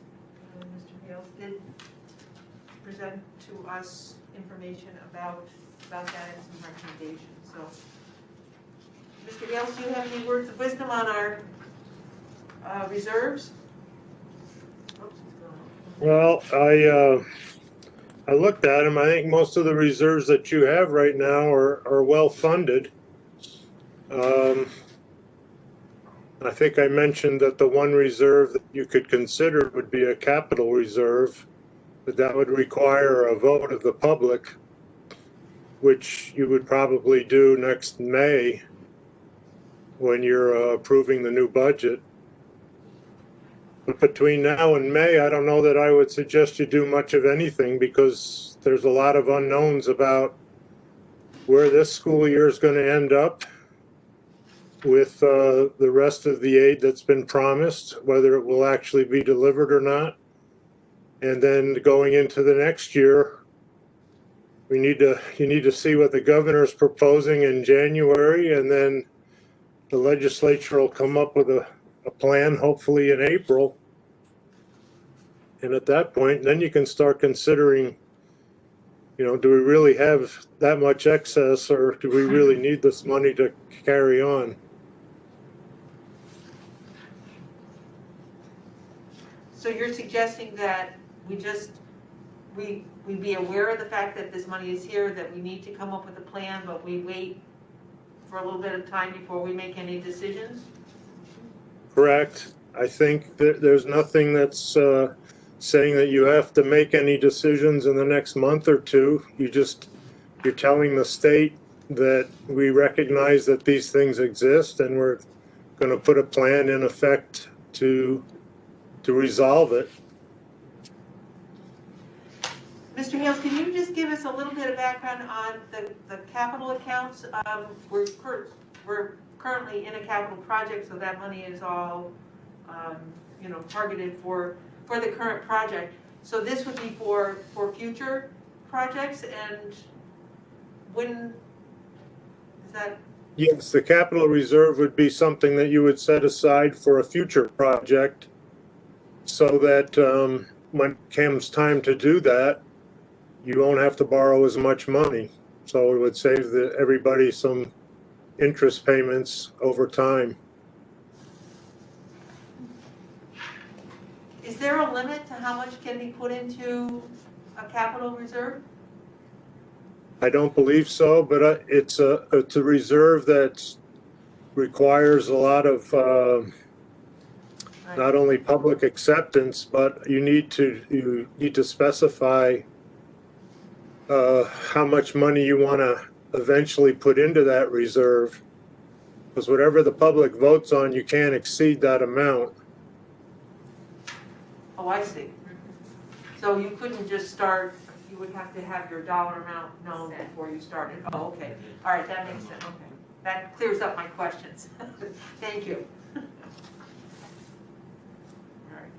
And that's something that would require voter approval to create and then to actually expend as well, right? Right. Yes. On both ends. On both ends, to create it and then to spend it. So 2 referendums. All right, thanks. Well, thank you for putting this together and giving us the information about the reserves. I found that to be very, very helpful. So thank you for that. Okay.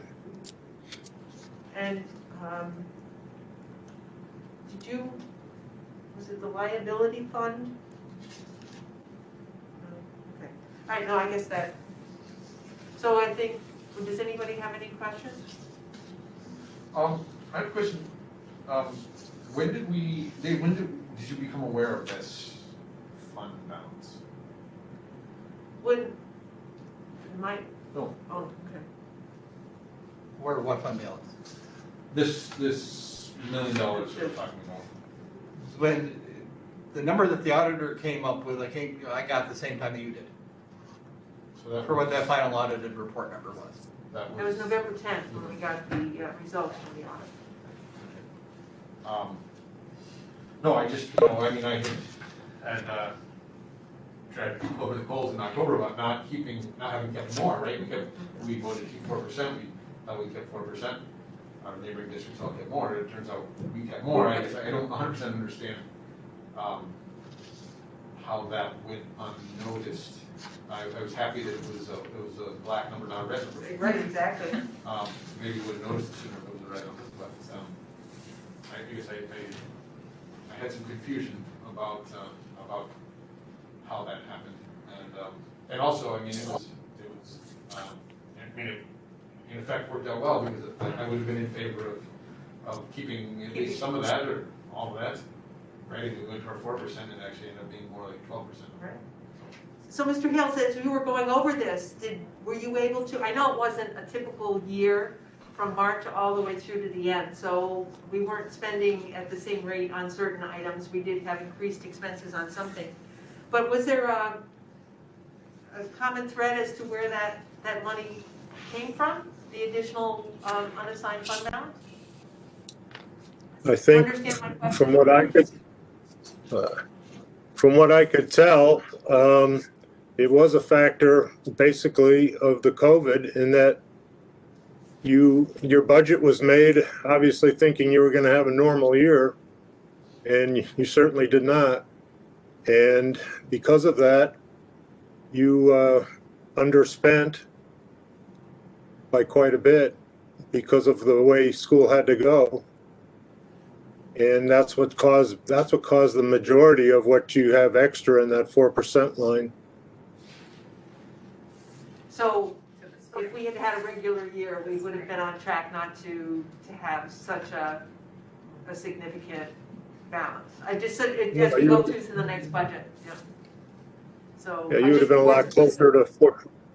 You would have been a lot closer to 4%, but chances are, you probably would have had a little more than 4%, which has been normal. And, as you get into the month of June, you don't know how it's going to end until it ends. And then that's why you put in these. Until November 10th. Well, yeah, depending on how long your audit takes. But these things, I wouldn't be overly concerned about that 4%.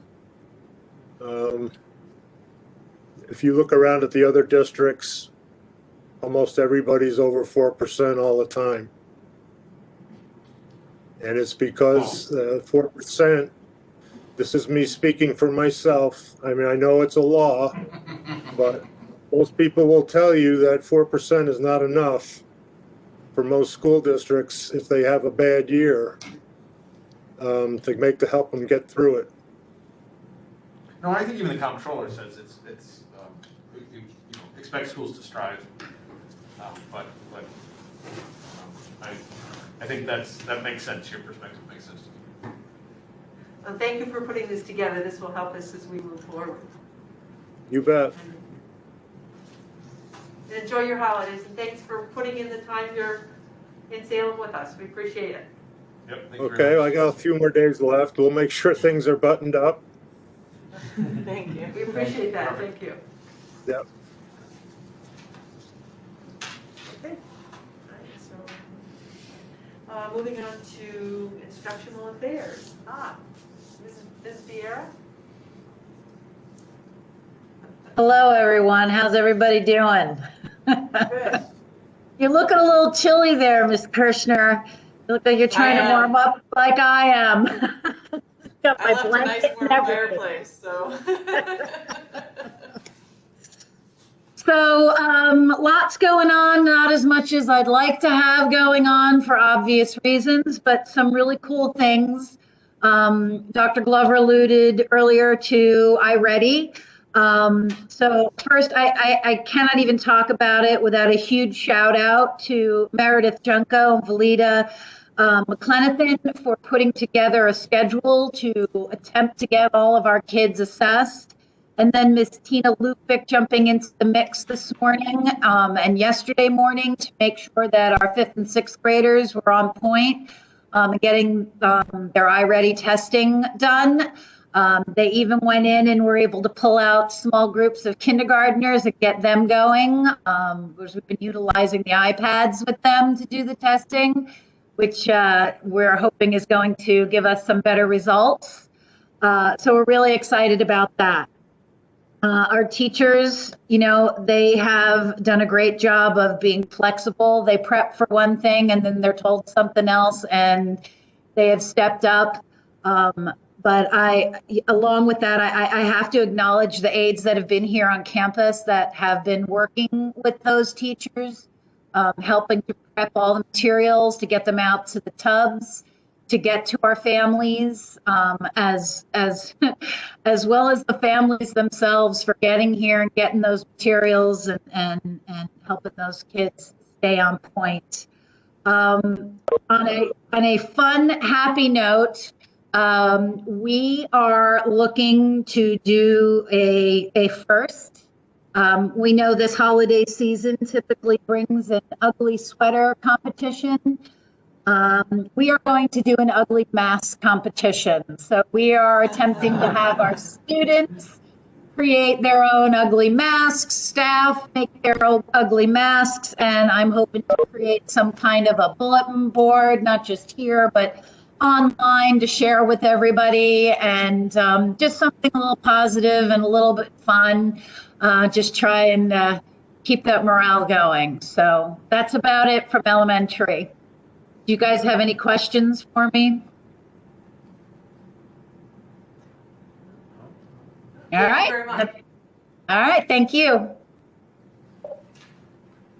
Ms. Adams?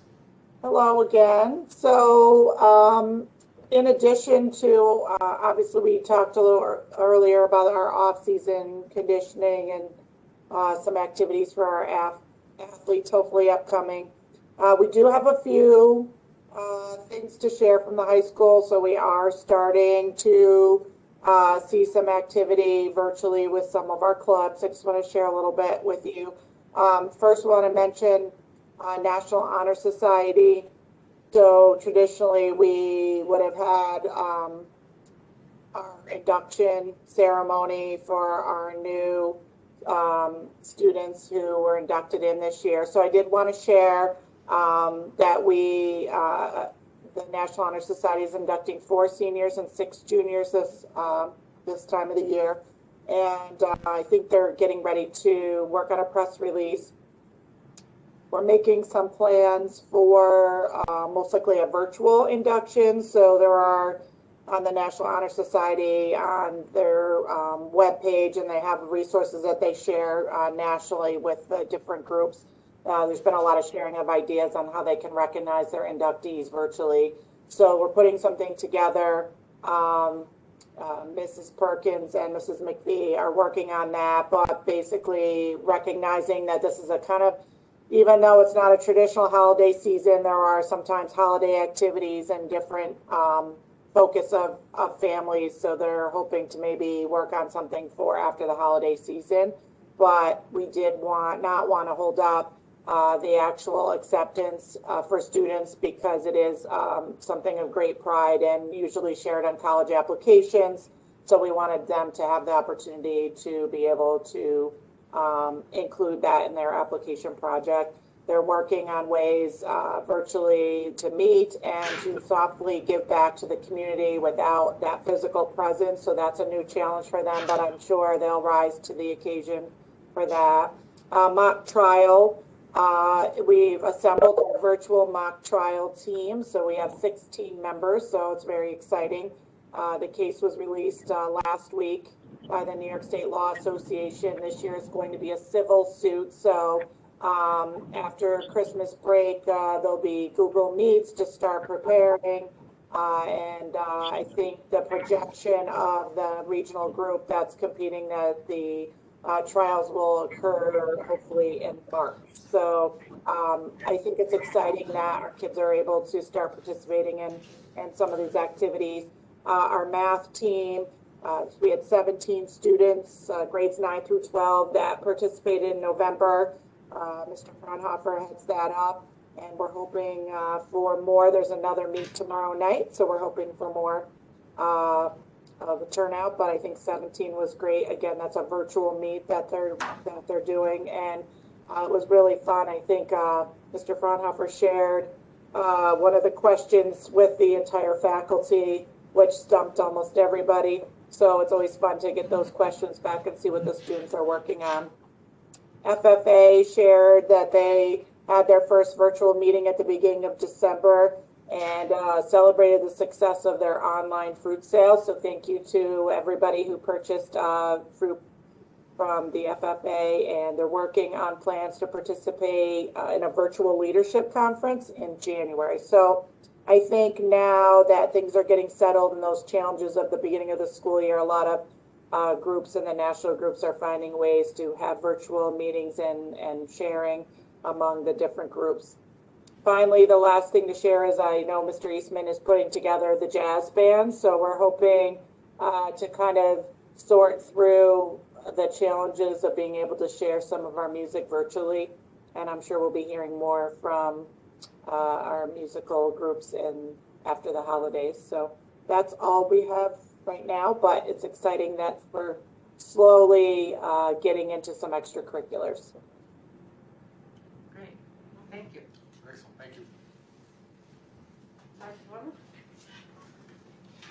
A couple of items for everyone tonight. I've been in a couple conversations with a company called the Education Superhighway. It's a not-for-profit. I'm working with the governor's office. The governor's office contacted me, I want to say a couple of weeks ago, looking for school districts to talk about broadband and the challenges in rural school areas and in broadband, and they're bringing in this company to help kind of solve those issues. Our issue here is really infrastructure and having the spaces just based on our geography. And so we're going to just start working with our local providers to find where the gaps really are. The state has maps up already, but they're terribly inaccurate. So the objective of this group is to go in to work with the providers about where the actual services are actually being provided versus where they're not. So we have a more accurate picture of where our holes are and our service provider, and so we can use that information to address needs for kids and families and communities that are there. Just got some basic information. I will get it to the board so you can see what it looks like. Next step is really to get together and start the conversations a little bit with us. Probably going to invite not only some school personnel, but some of our towns, because I've been working with Ryan Campbell in Hebron for a couple of years and with their needs, and been working with Sue Clary here and the needs in Salem for internet in our towns more immediately, just to work on. It's not going to help us for today, but it's something that's going to be able to help us for 3, 4, maybe 5, 6 years down the road, and getting that, whatever our next version of internet looks like, how can we get it here in our geography so our kids have the same access to the internet that any other student may have in any more populated area. So some exciting work, some important work, particularly for rural schools like ours. We will see, and we'll see where this information brings us for advocacy and other needs. And do you have a rough, and totally rough and not, of how many of our students really don't have reliable internet access? I can get you that number. No, I'm just wondering if we had it off the top. It'd be interesting to see. Yeah, I don't have that off the top of my head, but I can grab that. Yeah. Because that may be part of that equity survey that we did. Yeah.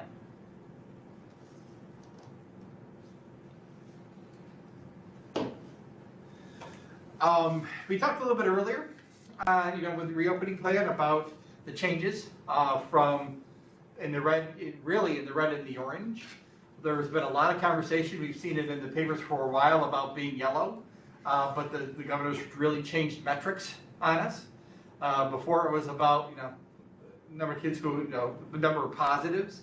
Well, because of the the up ramping, it's changed from the number of positives to the number of hospitalizations. So that shifted things a little bit, and with the with that realization that schools are safe for kids to be in, that schools aren't going to be closed anymore.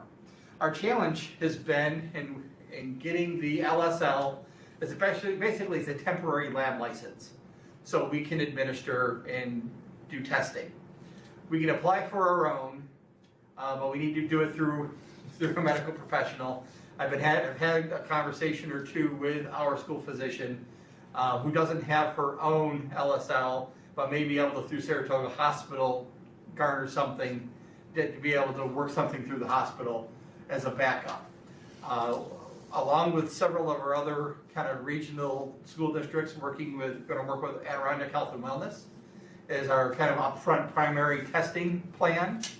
And once those are in places, so when we have to start testing, we have a plan in place to start testing, so we don't have a delay or a minimal delay in getting that testing started for when we're required to do so.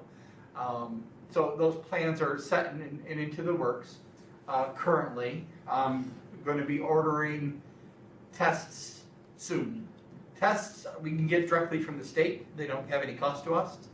These are the rapid tests, so it is a nasal swab, but it goes into a card, it sits in the card for 15 minutes, and if it's positive, then it's positive, if it's negative, then it's negative, and then we will act accordingly. But then all that information from all of our testing has to get put into the state portal and updated on a daily basis. So that's gonna be another layer of work if we get to there that the school nurse will have to be helping with, along with the reporting we do on a daily basis with our cases that we do every day to go to there. So plans are into place. You'll get you copies and updates of those as we are approaching it closer to what that may look like. We don't have an operational plan yet. That's really going to depend on, at least with the yellow piece, with the Adirondack Health and Wellness. And then as we work with kind of a plan B or the backup plan of what that would look like in an orange or in a red.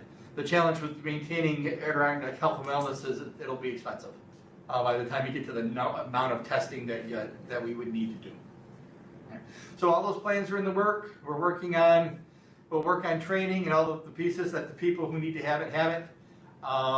And hopefully we don't need to use it, but we'll be ready for it as best we can as we get there. Anne asked, but like, so consent forms, right?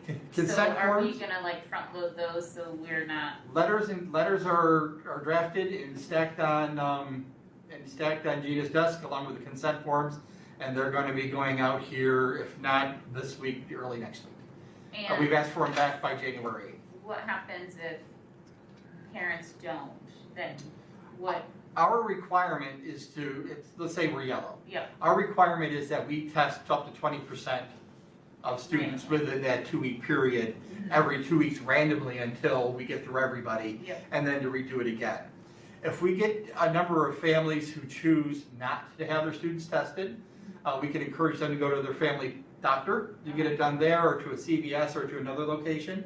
The testing does not have to be done here. It can be done in other locations. So if they go to one of those other spots and just forward their testing to us, that counts towards our counts. So they don't necessarily have to test here.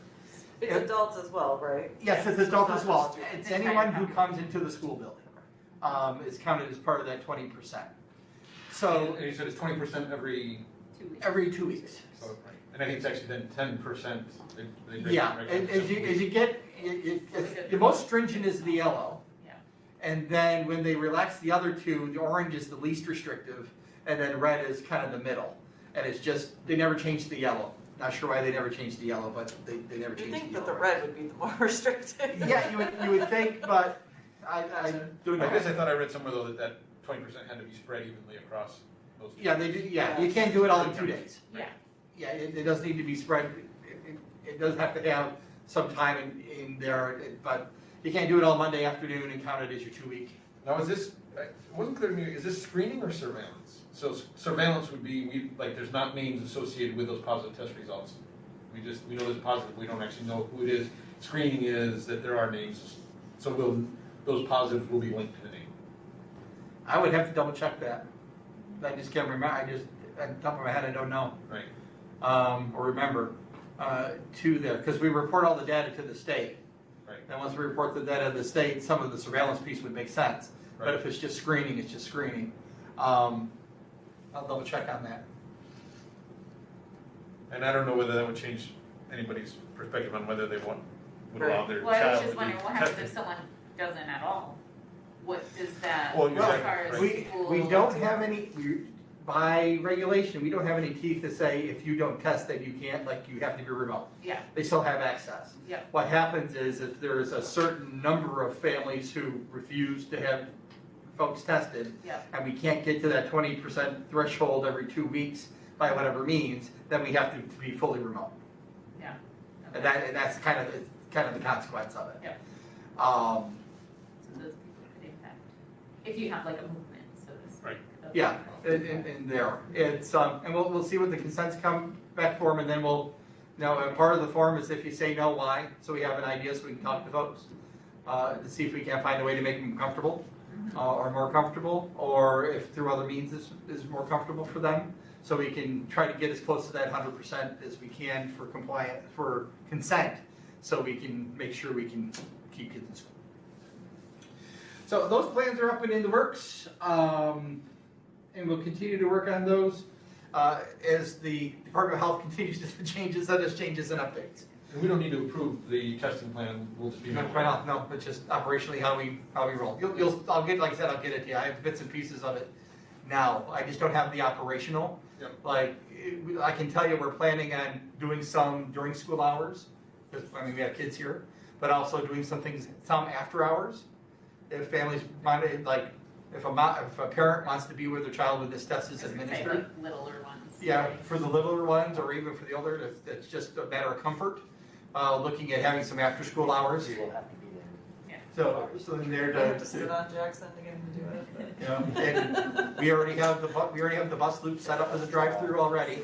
So we already know the routine, and it just turned into our testing area when we need to do that. So things are a lot of that is up in the works and underway. Hopefully we never have to use them. Hopefully we never get to that number, and we get the administration of all the vaccines out, and we're good. The governor today, in the lines of budget, as Zane's alluded to, we have received those funds from October, November. Tina let me know today that we do have the money that's there. There is a voucher number for the December number, but there isn't a disbursement date to it. Though I did just get an approval from the state on another item today. But now that we have this, we'll get the rest of the information, and that should resolve the rest of that. But in the governor's talks today, he was talking about the budget. So if you find it on YouTube, if you just kind of go through YouTube and Google it in, you can find his today conversation. But he was talking about how to handle the budget from a state perspective. And really, do we go and move forward and try to fill the gap now before the federal money, or do we wait for the federal money to come in? And talked about building the budget in February and March, which is later than we normally would get anything. Right now, it's just the governor saying something on television. It's usually the signal that something's going to change in the budget process. So just for kind of fair warning on that, if you want to go back and watch it, again, you're on YouTube, you can go to YouTube and search for Governor Cuomo's daily press conference, and he kind of outlines the budget conversation. But just be ready for.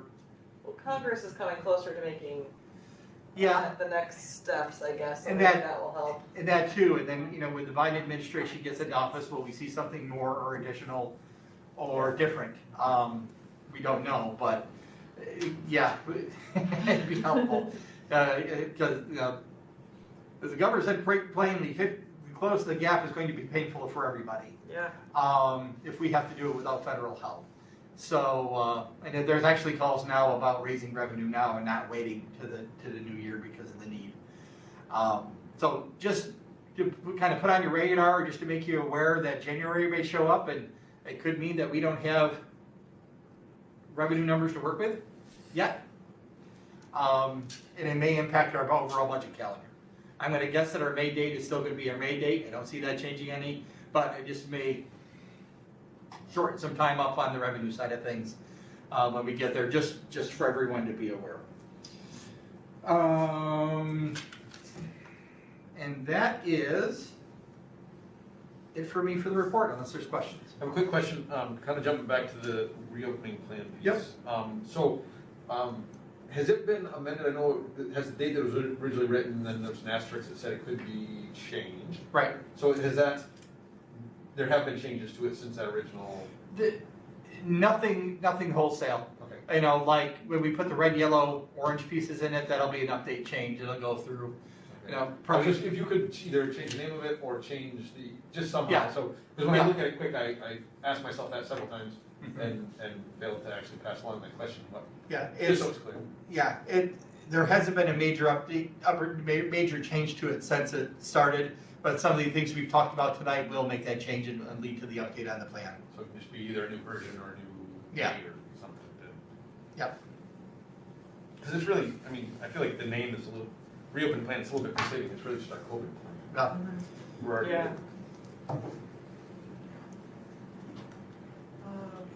thank you, Dr. Glover. So you covered your topic? For at 8:12 on the 16th. Okay. No guarantees in an hour. All right. Board of Education conference reports. Did anybody attend any conferences or I webinars? watched a couple more of the sessions from Oh, the did you? NISPA convention. Nothing else. And moving on to our committee reports. So, let's see. All right, the Equity Committee met on December 7th, and there is now an equity folder on Google Drive that all the members have access to, and we're going to be working on organizing that information and continuing to build the information that's in there for everybody to have access to. We did use the mechanism in WebEx to divide into two discussion groups. One group watched a portion of the NISBA webinar on equity in preparation for discussion, and Group B discussed the prior climate survey results as well as current options for surveying students, staff, and parents. And when we came back, we had an opportunity to share from each one of those groups, and it was really a good opportunity for everybody to have a good amount of voice in the conversation because the groups were smaller. And we are going to be focusing on those same topics as we move forward. The group that looked at the webinar shared what as they move towards the definition of equity here in Salem, one of the things that they took away from that webinar, and I think that at least there will be a group working on a clear statement and definition of equity as it exists here, or how we would wish to see it here in Salem. And Group B is going to take a more comprehensive look at the options for surveys that are available to us and the mechanism for getting those surveys done. They're pretty comprehensive. We did take a look at the one that had been done previously, but it may be something we want to look at a different type of survey.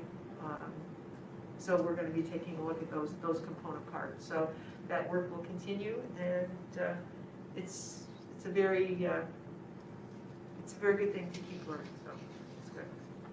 So the Communication Committee. So the Communications Committee. So as we discussed, we met 2 days ago, so the lines and logo piece we've already discussed. We also, so one of the things that was on our agenda was the pamphlet which describes what the board does. And we didn't spend a lot of time on that because we had a couple other things come up that were a little more urgent. So we think that's important, and that'll probably be top of our list for January meeting. We also discussed the letter that the board had received. It was on last month's agenda, and our survey guru, Dan Snyder, is refining a survey to answer some of those questions. And we're a little tougher this month because we didn't have time to, and really weren't quite ready to put something on the agenda anyway for this month. So that will be, both those will be a priority for next month to get to the board for next month. That's in reference to the letter from the concerned grandparent? Correct, exactly, yep. So from the letter that was on the agenda last month. Yeah, Yep, and the reopening and, yeah. or increased opening access to school, Yes. et cetera. So just want to kind of take a pulse of the community of parents as far as comfort levels and whatnot. So, The survey you shared, I think, through Bob was helpful. That's kind of the guide and template that put together. Yep. There's other comments. And so we will refine that, and then I guess probably recommend that. I don't know really whether we could just go with that, or whether we'll recommend that to the board, if there are board members who felt. I feel like that's a big enough thing. So one other thing we discussed was the survey on tagline, ideas for a tagline or motto, and I think we'll just go direct. We won't recommend that to the board, but we want to do that survey and then come back and use that as information for our recommendation to the board. I think our sense was on the survey that is going out to the community, those are a little bit bigger questions. based on the concerns of the grandmother letter, that we would probably bring that to the board for input and assume approval to go out with that. So, and some of it's, a little bit trying to figure out the timing so we're not overwhelming people with, there could be some different audiences that want to see these different surveys, but just trying to spread them out a bit so people aren't overwhelmed and actually get good participation. So as I mentioned, the survey, just looking for input on the tagline or motto, and wanting to have, there is some enticement to, if people would participate, to be eligible for, I don't know exactly how that's going to play out, but for people be incentivized to get some swag. The last stickers. Was we just, so one of the things was on our agenda also, so the lines and the letter really took up a bunch of our time, and so we didn't make much progress on the school logo by outside group use. But we did sort of talk about, okay, what are some of the next steps? We sort of fleshed out a little bit. We didn't take any of those steps, but just trying to understand what our path was. One thing that did come up was that, so for example, last meeting, the committee made a recommendation, the board approved that recommendation on the PTA request to use the logo. From that, how does that communication go from the board meeting to those movers and shakers of the PTA? I believe I sent them an email. Perfect, okay, that was, Yeah. we just want to make sure we didn't drop any balls, we didn't do anything. Yeah. And I don't think we were supposed to, but I just want to make sure that we. Got had that information. I think Carrie had heard, Carrie had emailed me about, I heard we got the okay, I was looking for something, and I emailed back, yep, you're fine, and then Carrie was inside the parameters, yeah, Perfect. so, that's she got the word. Perfect, no, so we just wanted to make sure that. The follow-through is important, you're right. Right. Well, I hadn't really come up to the last meeting, and then we thought, I wonder if we were supposed to do anything with it. Perfect, so that's it for the communications committee. And we will meet again, this time will be the week ahead of the board meeting, so we would anticipate any recommendations will be then on our regular January school board meeting. Bob, just to be clear on that, so that's the 11th? That is the 11th. Okay. I already have you auto dialed in, so I'm just making sure that I have you on the right one. And the policy committee met the same night as the communication committee, and we did look at the information and feedback that we've received on the new sample policy for Title IX and sex discrimination. And there was quite a bit of information that had been provided by the school attorney, and that will help in customizing that sample policy for us. So Dr. Glover is going to be completing that customization, and we will bring it to the policy committee to look that over in anticipation of bringing it to the board for discussion. We did take a look at the volunteer coaches draft language. This just happens to be something that keeps recurring. So thought maybe if we actually try to have something in writing for somebody to reference as to what needed to happen, when it needed to happen, might stop some of the recurring issues. So we do have language for you to take a look at later. And one of the things that happened when we were looking at the exit surveys, there was the incorrect document was attached. The survey was incorrect that went with the template, so we will be working on finding the one that corresponds and getting that information and getting, that back to the board to make sure that everything lines up. And we did take a look at the action calendar. The action calendar, we had created it and we had looked at it, but we weren't implementing it. So that is a critical piece. Somebody needs to be responsible for implementing the actions in the calendar. So Dr. Glover has said that the Office of the Superintendent would be responsible for making sure that those things went forward. And we're still not absolutely sure we can answer the question which comes first, the policy or the vote for the student board member, but we also are going to go ahead and take a look at draft language for the policy, just so that there is enough time to bring it to the board in anticipation of having it ready for our May, because it would have to go out to the voters, so we'd have to be prepared in time for all of that budget information and information to go out to the public. So we just want to make sure that, you know, we get it done in enough time not to be crunched at the end.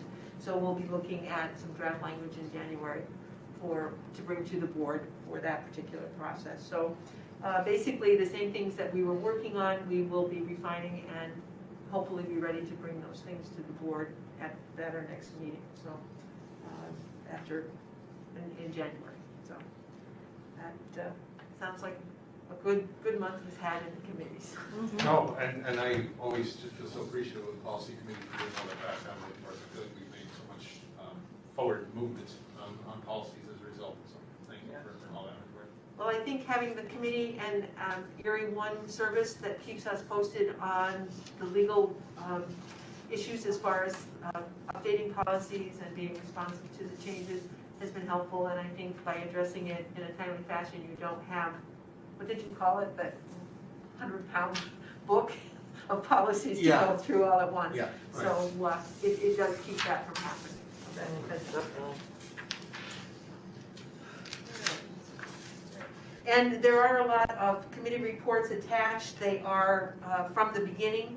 One of the things that, it was my fault, this is again a follow-through piece, and I was attaching them to the minutes, but they didn't make it to the agenda, so they are here only for reference, so that people know they are attached to the agenda, the minutes of the meetings for which they were discussed, but they're here so that people can see them. So my apologies for not making sure that it got through to the right spot. So, all right, so I guess that covers the committees. Moving on to personnel.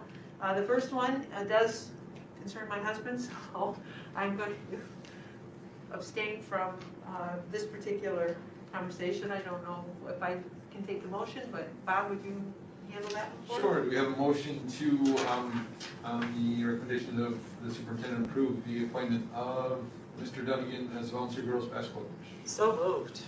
Second. So we have a motion by Eddie, second by Dan. Any discussion? All right, all in favor? Aye. Aye. Motion passes 4-0. Okay, thank you very much, Bob. Moving on to the head building maintenance worker. We have a motion to approve the appointment of Paul Yakubak to the position of head building maintenance worker effective January 4th. So moved. You have a Second. And any discussion? Dr. Glover, just as it has nothing to do with the motion, but as far as training and mentoring, is this a position that we can offer those kinds of support? Yes, there is. There's a statewide organization for school buildings and grounds folks, and we'll get we'll get Paul involved in that group, and they have trainings and organizations that we make sure he'll get in and get some help there. Good. So I think that would, having some support like that would be helpful. Thank you. All those in favor, please signify by saying aye. Aye. Opposed?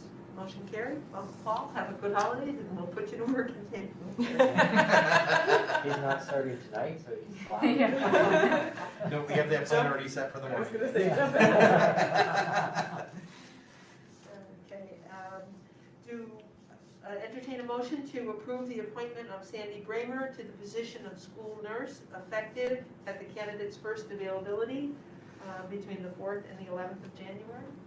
So moved. Second. Any discussion? All those in favor, please signify by saying aye. Aye. Opposed? Motion carries 5-0. Welcome, Sandy. So she has to give notice, is that? Yeah, she has some notice. I did chat with her current employer, and they're going to try to release her as soon as they can. They've already, in anticipation of tonight, they've already started posting for that position. And if they're able to get someone in, we could have Sandy as soon as the 4th. If not, the 11th would be the official day, because her notice would be up. That's why the range is there. So she can start, we can get her started as soon as we can. And We'll have a substitute. Well, substitute- Yeah, I mean, yeah, we were talking about for those few days in, we'll call in subs for the days, yes. This would not be the time to not have a nurse in that. Yeah, no.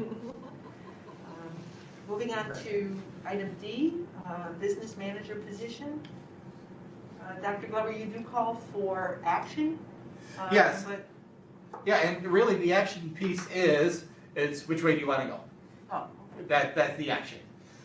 It's not necessarily a resolution unless you want to declare it a resolution. The board can. I actually think, board, you've talked out each of the pieces that you need to. Now, we've talked about the financial savings and what that would look like. You know, kind of that we've figured to be around $30,000-$40,000. We've talked about the concerns about not having local control over that position and having someone to pay attention to all the pieces that we're concerned about. And we talked about the fund balance as those parts and being issues. It's just the determination of where's your opportunity cost? Is the savings outweighing, having that level of local control over the position into here versus knowing that hiring one here is going to be a greater expense. That's all. So whichever end you're comfortable with, that's the way we'll go. In the sharing end of things, we're really set to the canvassing it with BOCES. They would canvass, we would interview. BOCES has a different hiring process than we do. They would go ahead and hire. It's a service that we're purchasing from them, and then that person would be able to start as soon as they were able to hire, and the district superintendent would be able to say, yes, this is your person. For us in hiring our own, if we were to say tonight we want our own, tomorrow we would post it. We do have interested applicants already. We reach back out to those and let them know. And we put them in the pool. It would probably be 10 days to advertise that. And then interviews thereafter. Again, looking probably late January, early February for an appointment. either one of the scenarios would require somebody to cover that for a period of time. Would you be reaching out for another interim, or how would we cover that position in the time? In that time, well, I don't know if we get if we're going to be able to have another interim in that short of a time period, which would leave Tina and myself to fill the gap. Both he said I have had conversations with the district superintendent, and he's extended. We'll help you get through, Dave. Basically, has been there, so to be able to get some help to kind of bridge that gap for where that gap is. If it's the shared route, that gap may not be as long as the other, but it may only be weeks difference. We would have trouble finding an interim, or just finding somebody who's interested in being that interim for that month, or there's other challenges besides actually? Yeah, actually finding the person.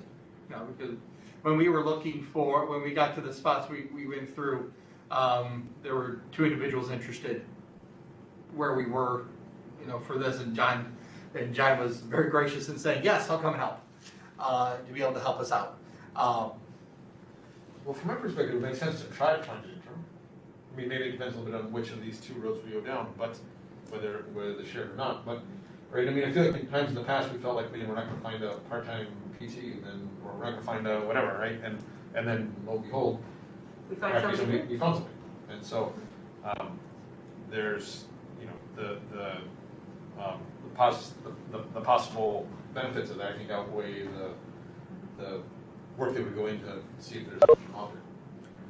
So it does sound like there's two questions, whether we go with the shared position or we have our own standalone position, and whether we seek an interim to cover the time while we're going through either process.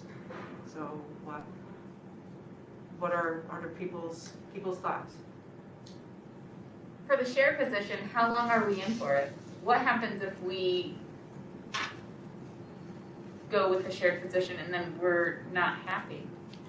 I think we would have it out to be able to back out of the service. It might be a year. Mm-hmm. I don't think it'd be immediate. It might, because we're sharing with another district, and each district would have to make plans for what it would want to do next. Yeah. But it's not, we're not locked into it forever. It'd probably be on a year-by-year basis, is this a service you want to continue? The only maybe difference is if we started that now with maybe a year and a half, Yeah. because the share is going to be very different this year than it would be For the next. next school year. So if we have, just out of curiosity, we do the share, and we have the person here for the larger percentage of time, that affects what we pay into the cost of This year, yes. this year. So we will basically be paying the full salary, or the half. Yeah, we would be paying the vast majority of what this year's cost would be for the service. And then next year, the difference being is that there's still aid associated with what that overall cost would be. How does that work? Is it a percentage of? It works like we get our BOCES rate, which is right around 50%. It's a little more, I think, currently, off of $35,000 of that salary amount. So I'm just gonna make the number up, okay? So let's say it's $50,000. If we bring someone to $50,000, $35,000 of that is aidable, and we would get half of that $35,000 in an aid reimbursement. So we get that $17,500 would come off the overall cost of that $50,000 person, brings you to $3,250 for the overall cost. The remaining amount is our cost overall. That's how it works with most of the personnel. So it's just a portion of 35,000? Yes. No matter what the number is? Right, the 35 is the cap. We can't get any aid on any more than $35,000. And then, well, how much that money is based on what our aid ratio is. 53% is in my head for some reason.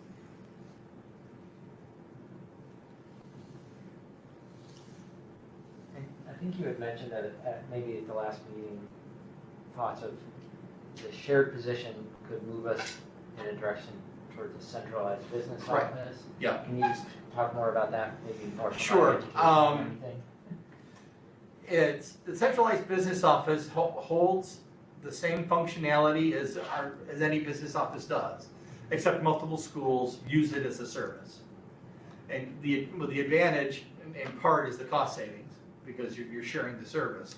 But it also allows some greater protections and separations of pieces that help.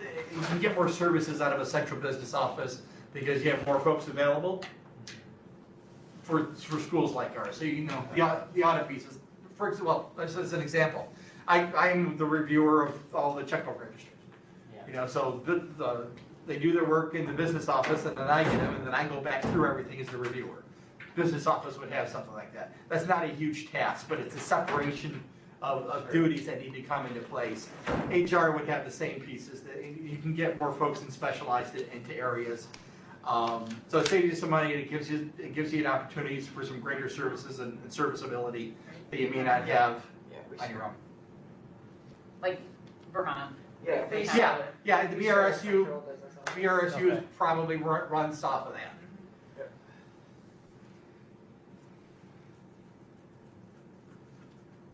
And of course, for that part to run, you have to have enough interest around folks. But, you know, right now there is another district that is sharing with Champlain Valley, BOCES in a centralized business office. And if we ended up with 2 or 3 districts that would have an interest in that, that would be something we could develop.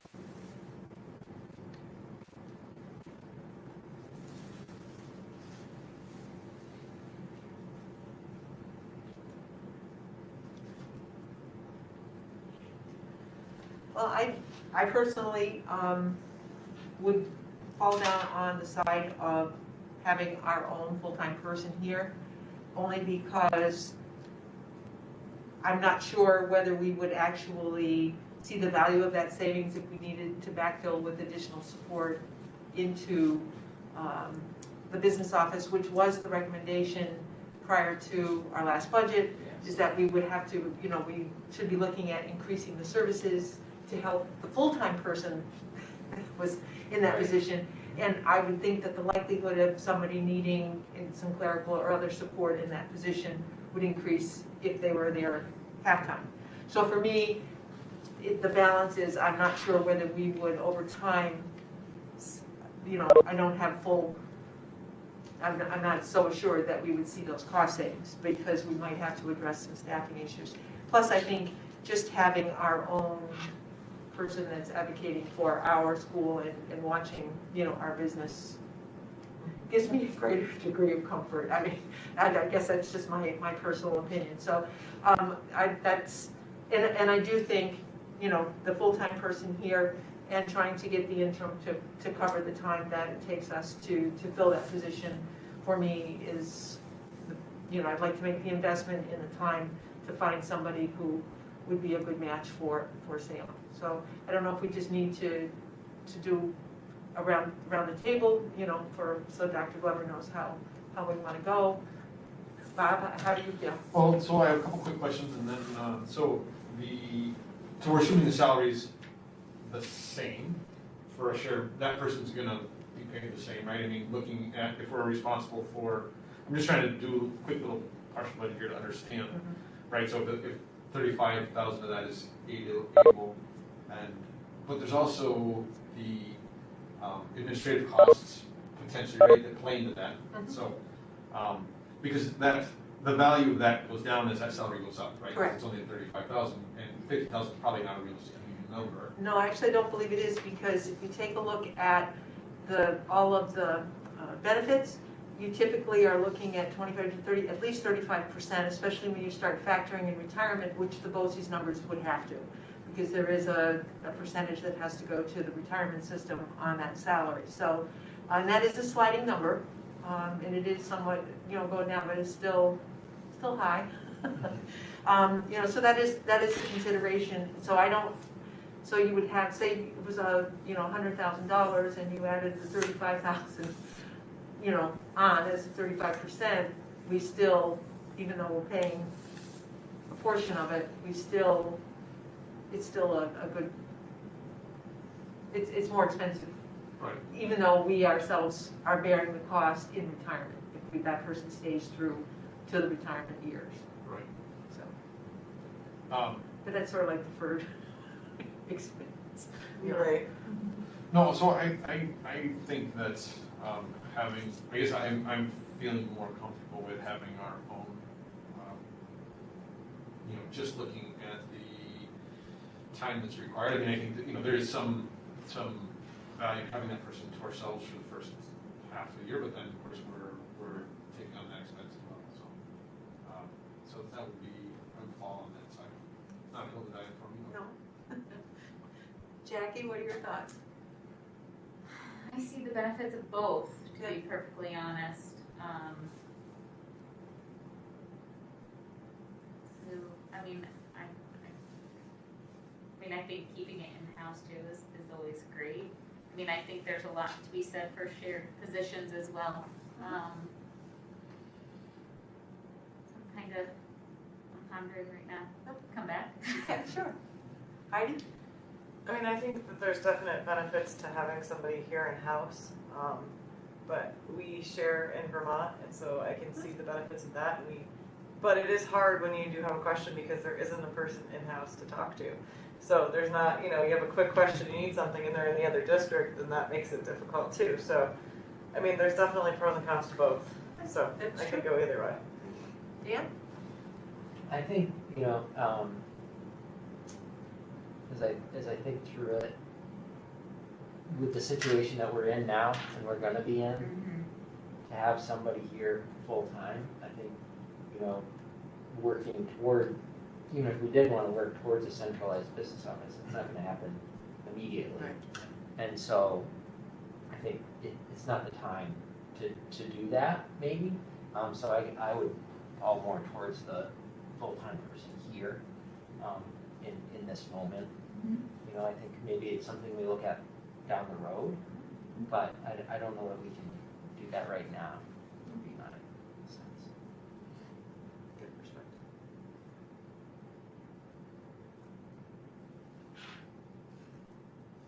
Want me to go around again? No, if we were voting right now, it would be 4-0, because Jackie and I are in half. I think it is. It's really like to have someone here exactly like during this time, especially we have now had this gap. So I mean, there's, on top of being a new position, there's other challenges, so I would be totally comfortable with having our own district, or our own business manager, so. Well, and having our own business manager, maybe we won't miss some of those deadlines and things that we really need to be hitting. If we're sharing with somebody else, then they're torn by 2 deadlines instead of just ours. But maybe they're really efficient, maybe they're really good at that. They could be very I good, mean, we- definitely. You know, person I could mean- be dynamite. I mean, Yeah, and it's yeah. not a reflection on whoever might take the position, but, Yeah. So I'm comfortable with that. Moving forward with our own. Yes. And hopefully we can find somebody who wants to start right away. yeah. And like I said, we had 4 unsolicited, so, we have an applicant pool right now. Good. So we will get that process started. Thank you. All right, moving on, appointment of the district clerk.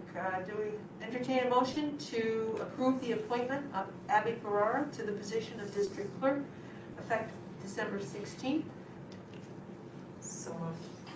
Second. Any discussion? So since this is a stipend position, and I don't know how stipends work here, but like typically that's something that happens like at the end of the year. Is this something that's going to be a portion of that per meeting, or how will that stipend work out? Probably monthly. Okay. that's what I There, was because I did chat a little bit on this. That's how we did it before, because it was included in someone else's salary. Gotcha. So we'll probably monthly. Okay. We need monthly, there's work monthly. It's an easy divisible number, so Yes. that works out. Also, who will be her contact person here at school, and who will set her up with a place to work? I mean, Karen, there's no dedicated space for a district clerk, but she would need something. She would need to be able to access records and. Yeah, my office will take care of all that. So, your office will Yep. do that? Any further discussion? All those in favor, please signify by saying aye. Aye. Opposed? Motion carried. Well for that. And, okay, moving on to new business. If there's no objection, I'd like to combine items A through D in one motion. There's donations from the Ninja Lab for Ninja Passes. There's books in kids' hands, there's donation of books. The Shop Off Broadway has provided masks for the school and funding for Mr. Holovach to buy ukuleles as in place of recorders for their music. And there's a Little change. So moved. Second. All those in favor, please, or any discussion on any of those items? All those in favor, please signify by saying aye. Aye. Thank you to everybody for all those great things. Those recorders. And moving on to policy review, a motion upon the recommendation of the policy committee to accept the second read of policy 5676, privacy and security for student data and teacher and principal data. So moved. Second. Any discussion? All those in favor? Aye. Aye. Opposed? Motion carried 5-0. So what we'll do is that we'll move on to the next. To adopt at the next meeting. And then we will adopt it at the next meeting. And the last thing under policy is the language for school volunteers. We did add it to the existing school volunteer policy, so it's not a new policy number, it's 5130. And it's just additional language that speaks to how the process would be handled for volunteer coaches. So, does anybody have any questions about the language, or whether we should consider something else, or?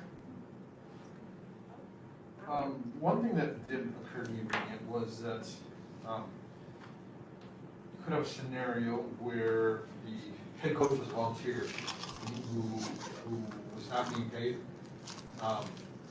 Because I mean, we've always gone back and forth about what there's a couple means of volunteer. And Right. and so in that scenario, I felt like that policy didn't necessarily No, it didn't. It leave the back door open.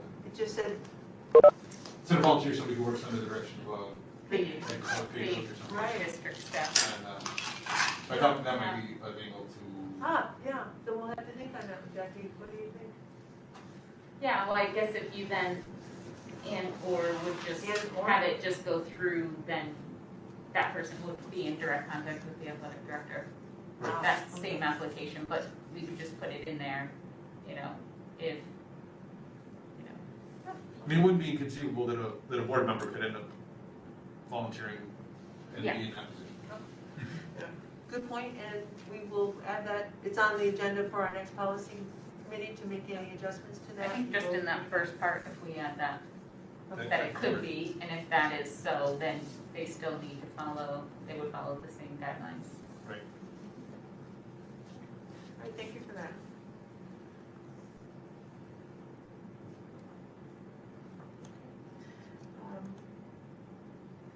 And before we move to public audience, does anybody have any topics for future board meetings?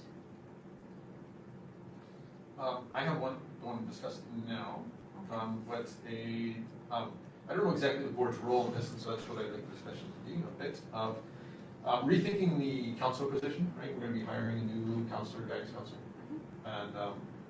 And so, you know, clearly that hiring process, we don't know how that works. Right, so there will be a recommendation made to the board will approve, but really just thinking about that position and all the things it could be, I think that, you know, that position has changed over the years, right, what those expectations are. And, right, I think we see what happens in other districts with all kinds of great stuff happening for, you know, career nights or career college nights, and so, and again, I don't know exactly where the, think a little bit about the board's I think it's, role in that. I think it's a good opportunity for us to take each time that there's an opening or a change in a position. I think that it's reasonable for us to take a look and just look at the efficacy of that position and, you know, whether, you know, there are any changes that should be suggested in the job description, so. Because it's definitely somebody who has a great deal of contact with students.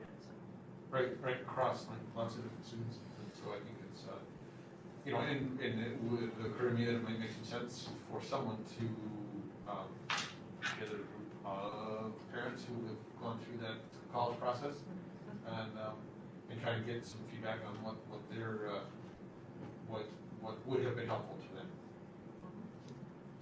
So taking a look at, and that's something we can look at in a broader scope of how we take a look at, especially as we come up to budgets, if we're having, you know, any changes in positions, we should be looking at whether, you know, we have reached the limit on that position or something needs to change with it. So that would be a good way to look at how we do some of those things. And I think, you know, obviously need to be careful about staying in our lane, but at the end of the day, something that is in our lane is paying for it. Yeah. And so, in order to get my approval of anybody, I'm gonna have to have some assurance that a lot of these things have been done. I don't believe we can do them, but independent of who that person is, I think it's just really important that position and that job description is clear.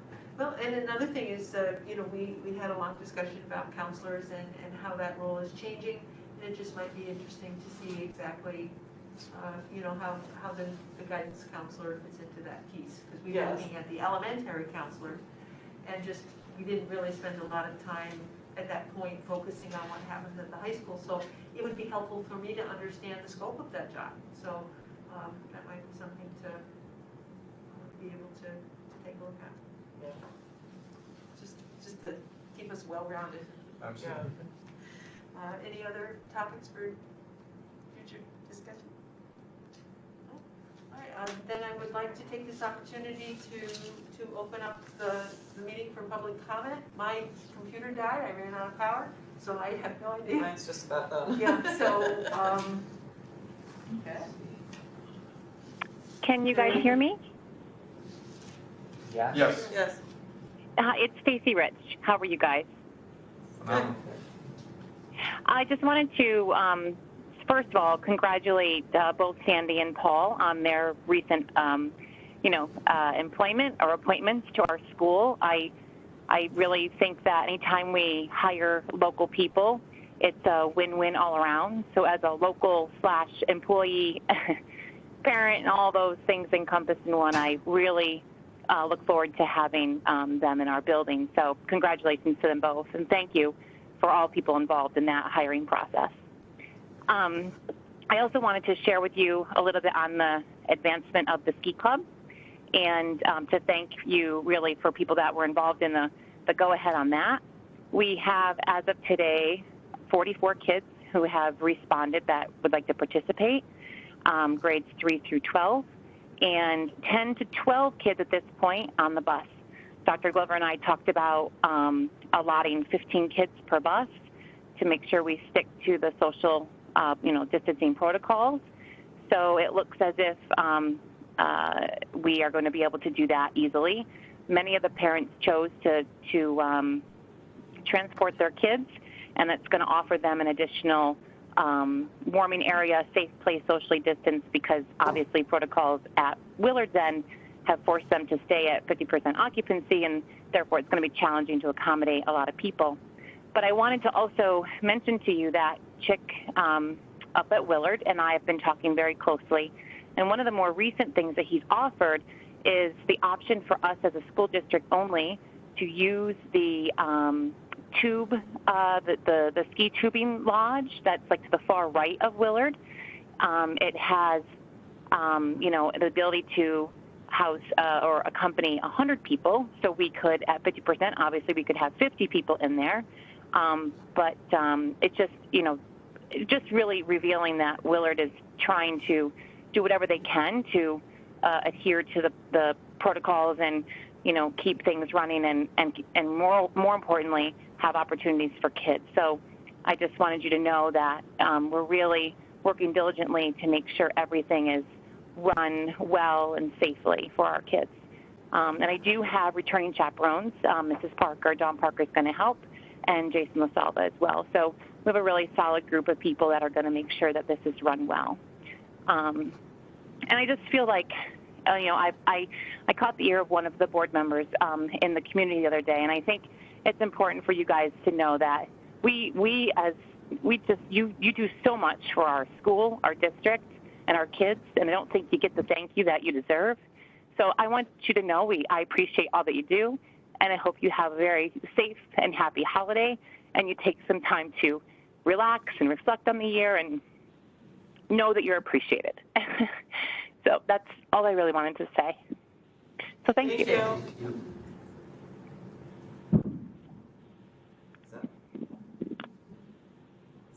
I wanted to say something as well.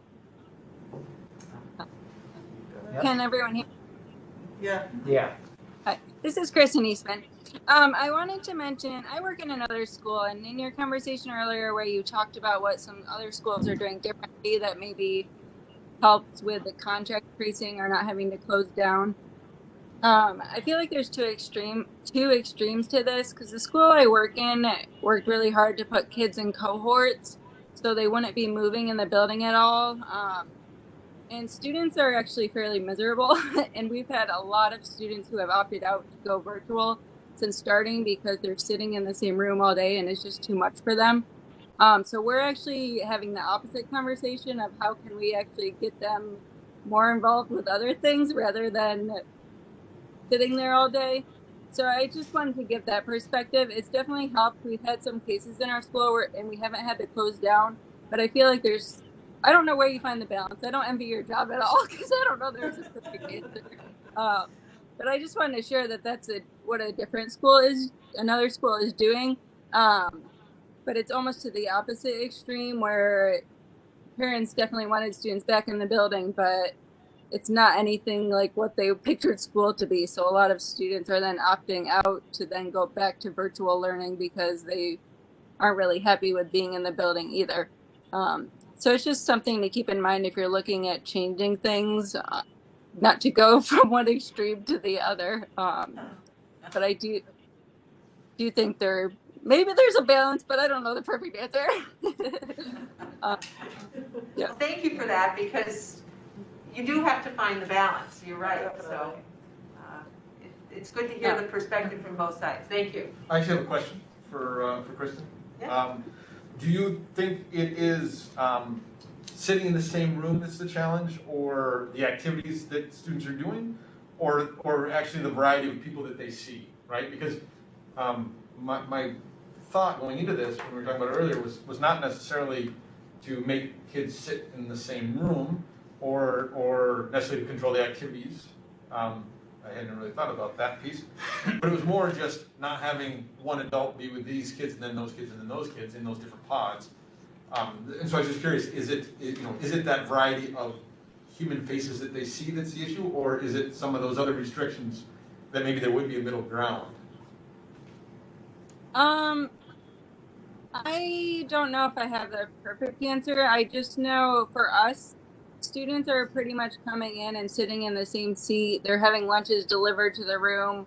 If they have to use the restroom, they have to have an adult escort them one-on-one. They are having some downtime where they can socialize a little bit during the lunchtime, but they're with the same group of students all day and they're sitting in the same desk.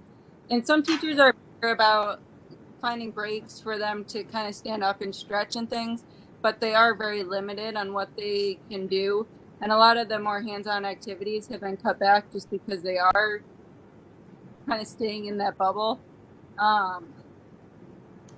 So I don't know if I have a clear answer to know why, but I do think just sitting in the same place all day and then not really having a lot of interaction or not really being able to do a lot of the activities all is playing into it. Where when they were virtual, they had to check in with a teacher twice a day, and then in between those times, they pretty much had they could do what they wanted. They could go outside, they could watch TV or whatever, but while they're in school, it's just really restrictive. So it's hard because a lot of the extracurricular type or more fun classes or whatever, however you want to say, the more exploratory classes have been cut back too, and I think that's what engages students. So when you cut back that too much, yes, the academics are important, but they also lose some of the engagement when that's the only focus. Agreed. Perfect. Thank you. I had one other comment too. Just Ms. Adams had mentioned Naviance. I'm really familiar with that program, so I don't know if the discussion was whether or not to get Naviance, but that's a really awesome program that can help with post-secondary planning. It's a really good program. So I just wanted to give that a thumbs up if you're discussing whether or not to get that. Thank you. Is there anybody else? It's like the magical game. Who's going to pop up on the screen and talk to us next? I do. This is Brenda Levy. I just have a couple of kudos and then a question. I have a kudos for the cafeteria staff who have been absolutely amazing. The work that they do in a day, getting those meals out to these kids is, wow, mind-blowing. Just amazing. And also Tina, who was the right-hand man woman to John Hale. She has been there to answer all my questions whenever there was ever a problem. I think she's probably learned more about the business manager's point than anybody else. She's just been absolutely amazing. But a question I do have is, have we, and I might have missed it because I was making homemade hot cocoa. Rub it in, Brenda. It's freezing in here, Brenda. Come on. Yeah, it's quite a process. It's not that easy. Have we covered what we're going to do about the full-time aide position? Has that been discussed? Did I miss that, or? Brenda, it was still on the agenda, but we're still waiting for feedback from the school attorney. There was a family issue, and so we're still trying to catch up with her. So I apologize for the delay, but it's still on, and it will be carried over into the next agenda. Okay, I just didn't want it to be overlooked, and I'm sure I'm going to be questioned, so I thought I would just ask. So, all right, awesome. Happy holidays, guys. Thank you. Thank you, Brenda.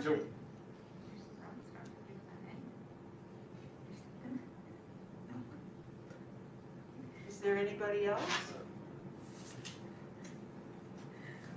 Seeing anybody raise their hand or anything in the chat? Great.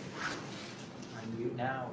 Unmute now or forever hold your peace. And one more order of business, I'd like to entertain a motion to move to executive session for the purpose of collective negotiations and discussion of the medical, financial, credit, or employment history of a particular person or corporation. So moved. Any discussion? All those in favor, please signify by saying aye. I hope my frozen toes work. I know.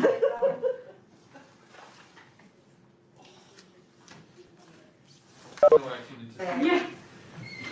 Yeah, my husband waited till he got home from work in the dark to go out and do all the stuff he needed to do. A motion to adjourn our regular meeting? So moved. All in favor? All right.